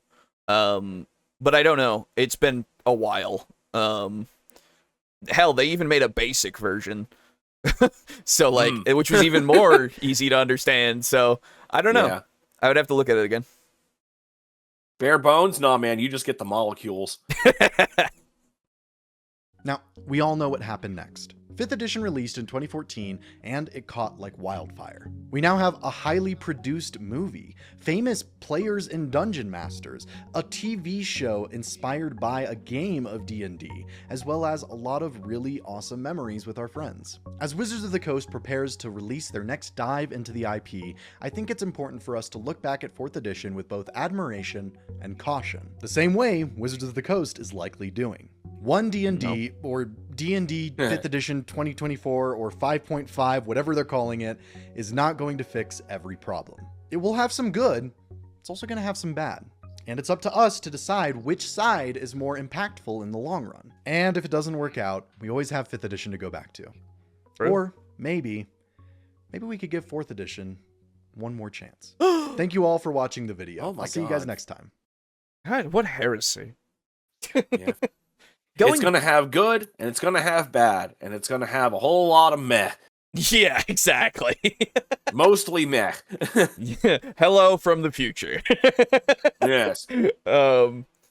Yeah, why would we ever go back to something that's older? I don't understand. That seems stupid. You like watching... Why would you watch an old movie? Yeah, it's crazy. We have new ones. What the fuck?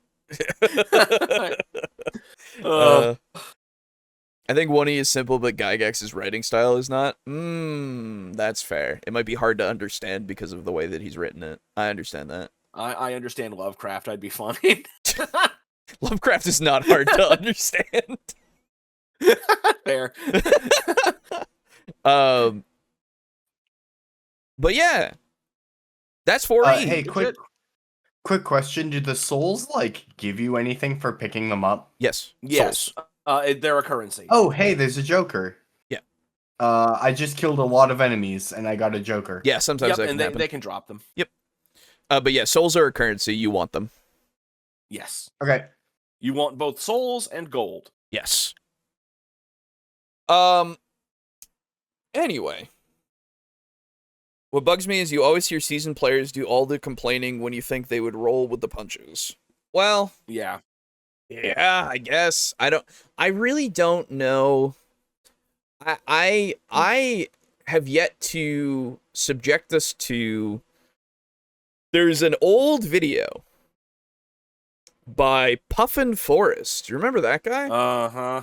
Oh yeah. Yeah. I do. Yeah. Remember when he talked about Pathfinder in a weird way? I do. In a weird way? Yeah, or in a way that he stupid was way? like misrepresenting it super hard. Yeah. Ah. It was good, man. It was good times. Oh. Anyway, That'll be a fun one. well, so he got some of the D&D creators of the time together, and they played 4th edition. Okay. And they recorded them playing 4th edition, and then they recorded, a segment of it, I think, of them talking about it after the fact was released. Mm-hmm.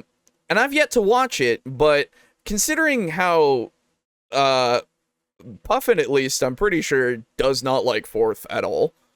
Yeah. And I think the others of that group had never played it as well. And he ran it. So I'm wondering what the experience was like. Yeah. That's incredibly sus. So I'm wondering, because it could be that he's following it, by the book entirely, right? In which case, sure, there's value to that to see how the game is by the book for people who have never played it before. But I just wonder what it's like. So that's going to be one of the 4th edition videos that we cover at some point. I've been waiting to do it until we've got some more 4th experience, because Okay, so we won't have to talk about it for another 20 years. Yeah, we won't have to talk about it for another 20 years, but unless we do a one shot, but I mean, right, exactly. Which that doesn't. I mean, we it would be like a 3-session thing, right? But yeah, it would be a 3-session thing. We can't do one shots. We can't do one shots. It's hard.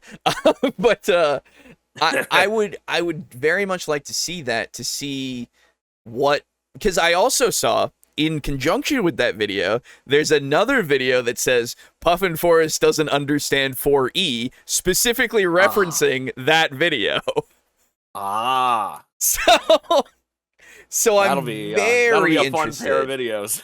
I'm very, very interested in that kind of stuff. So, at some point we'll check them out and actually see what's going on with some more contemporary quote unquote views of it that aren't just these videos that are very highly edited and everything. It's more of a discussion, which I think might be more interesting to see.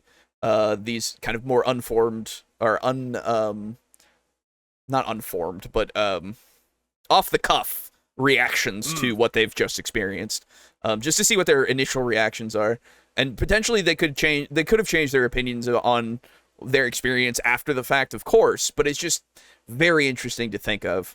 Yeah. But yeah. I don't like disingenuosity. Yes. Disingenuineness? I don't know. I think Artisan. I hope you could hear that legit facepalm there.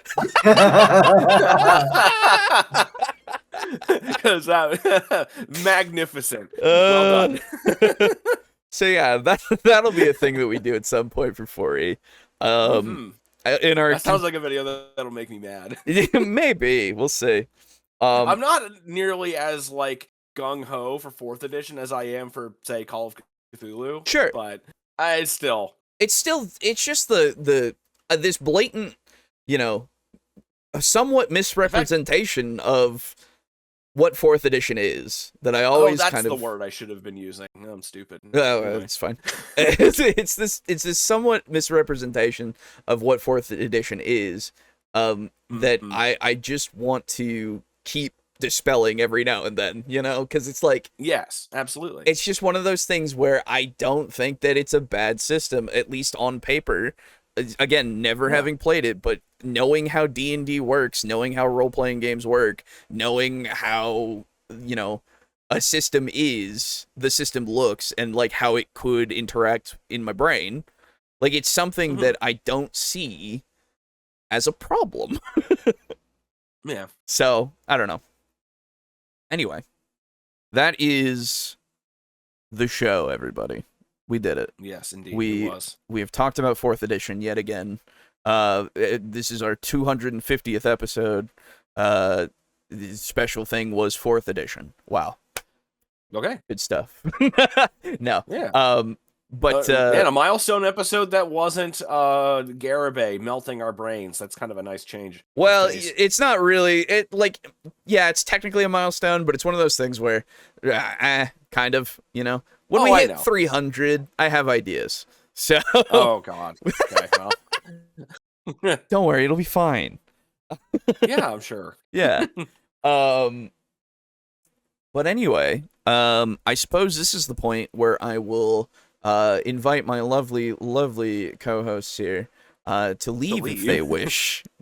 You'll invite us to play Far Far West. Yeah, honestly, if you guys want to go play Far Far West, for sure, because I'm going to go to bed right after this, because I've got to, not right after, because I've got to start this fucking rendering and shit, but yeah, so. Yeah. Well, okay then. All right. I have been invited to fuck off, and so I shall. Okay. Indeed. Fuck off. That was his words. You heard him, Boo. I did, yes. Have fun, guys. Yeah, take it easy. See you guys. Bye, everyone. Yeah. Boo, I'll call you. Yeah. All right. So, let us move on to comments and then shoutouts and chilling. Wahoo! We only have one comment, I believe. Congratulations on successfully talking about 4th edition. It is a challenge, apparently. That's what I mean. Alejo knows TTRPGs and uses that info when looking at 4E, Well, yeah, it's just one of those things, So, one comment we got is from Timothy, saying, "Hello, bros. Still working on lore. Writer's block sucks so hard. Stay tuned." Dude, I'm sorry that you're dealing with that. I hope that it passes, because I shouldn't be talking about it because it's going to hit me again, because I'm going to get writer's block again. But I've started writing again, and it feels good. So I hope that you get over your writer's block. In other news, the economy thing was pretty interesting. Whenever the block goes away, I'm planning on doing a side plot with Leroy about how merchant guilds are thinking about expanding the coin scale from 4 to 6, adding iron and electrum coins on top of the standard copper, silver, gold, and platinum. Leroy's trader background makes him perfect for that, so that should be fun.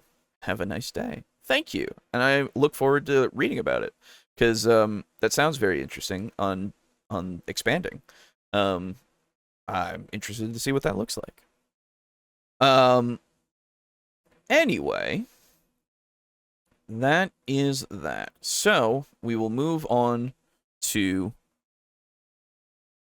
shouting out and shilling. Whoa. So, we have a website. You can use either, did I put it in the description, actually? Oh, hold on. Did I change it? Am I stupid? Am I a big dumb? Hold on. Did I do it? No, I didn't. Oh, I'm an idiot. Hold on. So you can get here into this website either by using www.tabletalkdnd.us, or if I open it on the other monitor here, tabletalkcrew.com. Is that going to work? What? I thought that worked.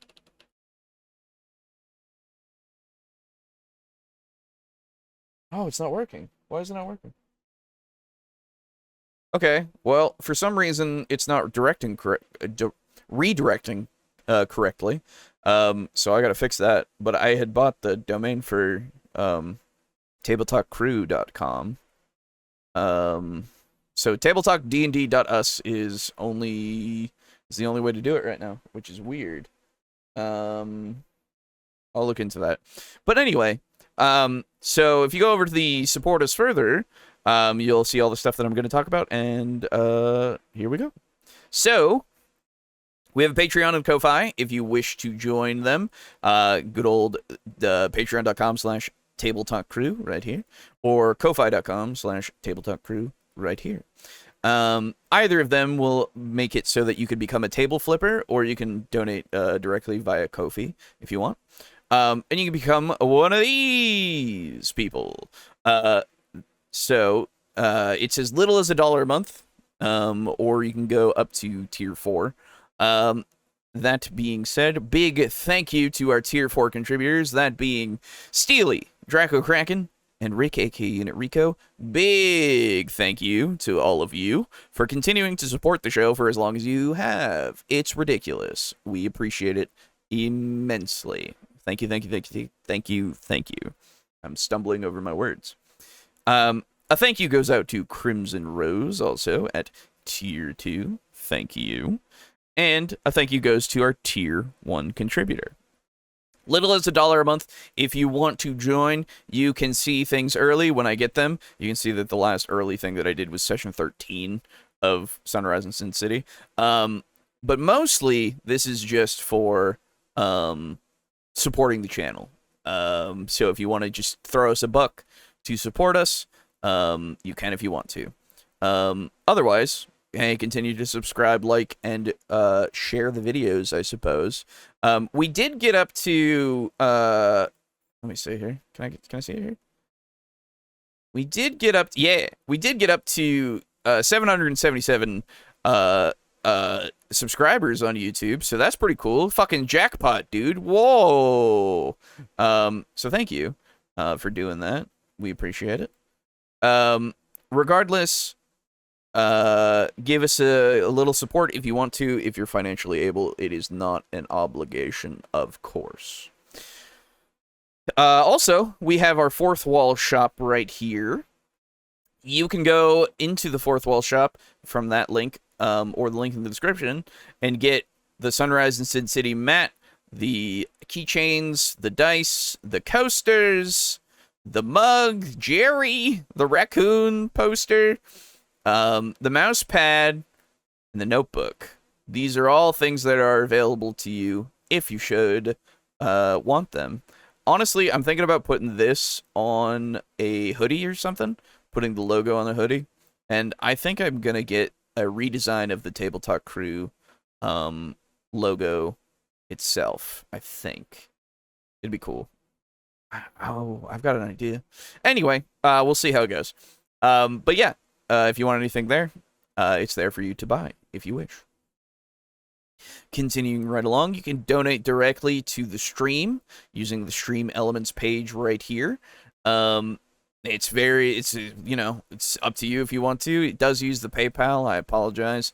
I literally cannot get it to connect to being able to use like a card of any sort. So that's up to you. But this does donate directly to the show. So if you ever do it, during the show, it'll pop up, I'm pretty sure. So yeah, that's a thing. Continuing on, we are affiliated with Humble Bundle. We are a Humble partner. So using the link in our description or clicking that, you can go over to Humble Bundle and purchase anything through the shop, through the bundles, through the Choice Bundle, and get stuff like the Dune RPG if you want. That's one of the things. Looks like we got a Ticket to Ride pack. That's pretty cool. Some other obvious games and books and all that kind of stuff. Anything that you get using our link, I think we get a little bit of a kickback. Do I know specifically what? No, because literally the partner like platform that they use now to do this changes their terms of service every fucking day. I get an email about this every day. So honestly, I don't know what's going on with it. But I see a couple of 5e stuff like this. Battle Zoo and Kobold Press is here for elves and fae, so that's pretty fucking cool. I would get something like that for sure. Gosh, a lot of book stuff. Ooh. Indie RPG physical book bundle. What is this? Ooh. The Plays the Thing. Okay, what are these? Got a table at home that's looking a little empty. Why not fill it with stacks of fantastic role-playing books? Magpie Games. Oh. The Plays the Thing, an adventure that lets you retell and remix Shakespeare's greatest works. Our Last Best Hope, which sets high-octane thrills within end-of-the-world plots like Sunshine and Armageddon. Oh. Grow some wings and solve the mysteries of a world in peril with Aphelion, a dragon epic. Oh, physical copies and expansions for all these great adventures. Really interesting. How much is this? $39 for all 5, and that's like actual physical copies. Oh, excuse me. Let me just. This doesn't work anymore, does it? Yeah, no, that doesn't work. I don't know why they still have that as part of the thing. I'm actually gonna pick this up after the show. So, I'm gonna get a bunch of books. That seems really fucking cool.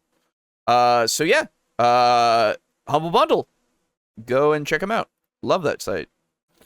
And we are also affiliated with drive-through sites. Drive-through RPG, fiction, comics, cards. All of these links work. They should, at least. I'm gonna click them all and see what happens. Oh, problem loading page. Hell yeah, that's awesome. Oh, okay, hell yeah. The cards one worked. Oh, okay, that one didn't. Oh, okay. Awesome. So 2 of those links work. Yeah. Anyway. Okay. Thank you, internet, making me a liar. Jesus. Okay.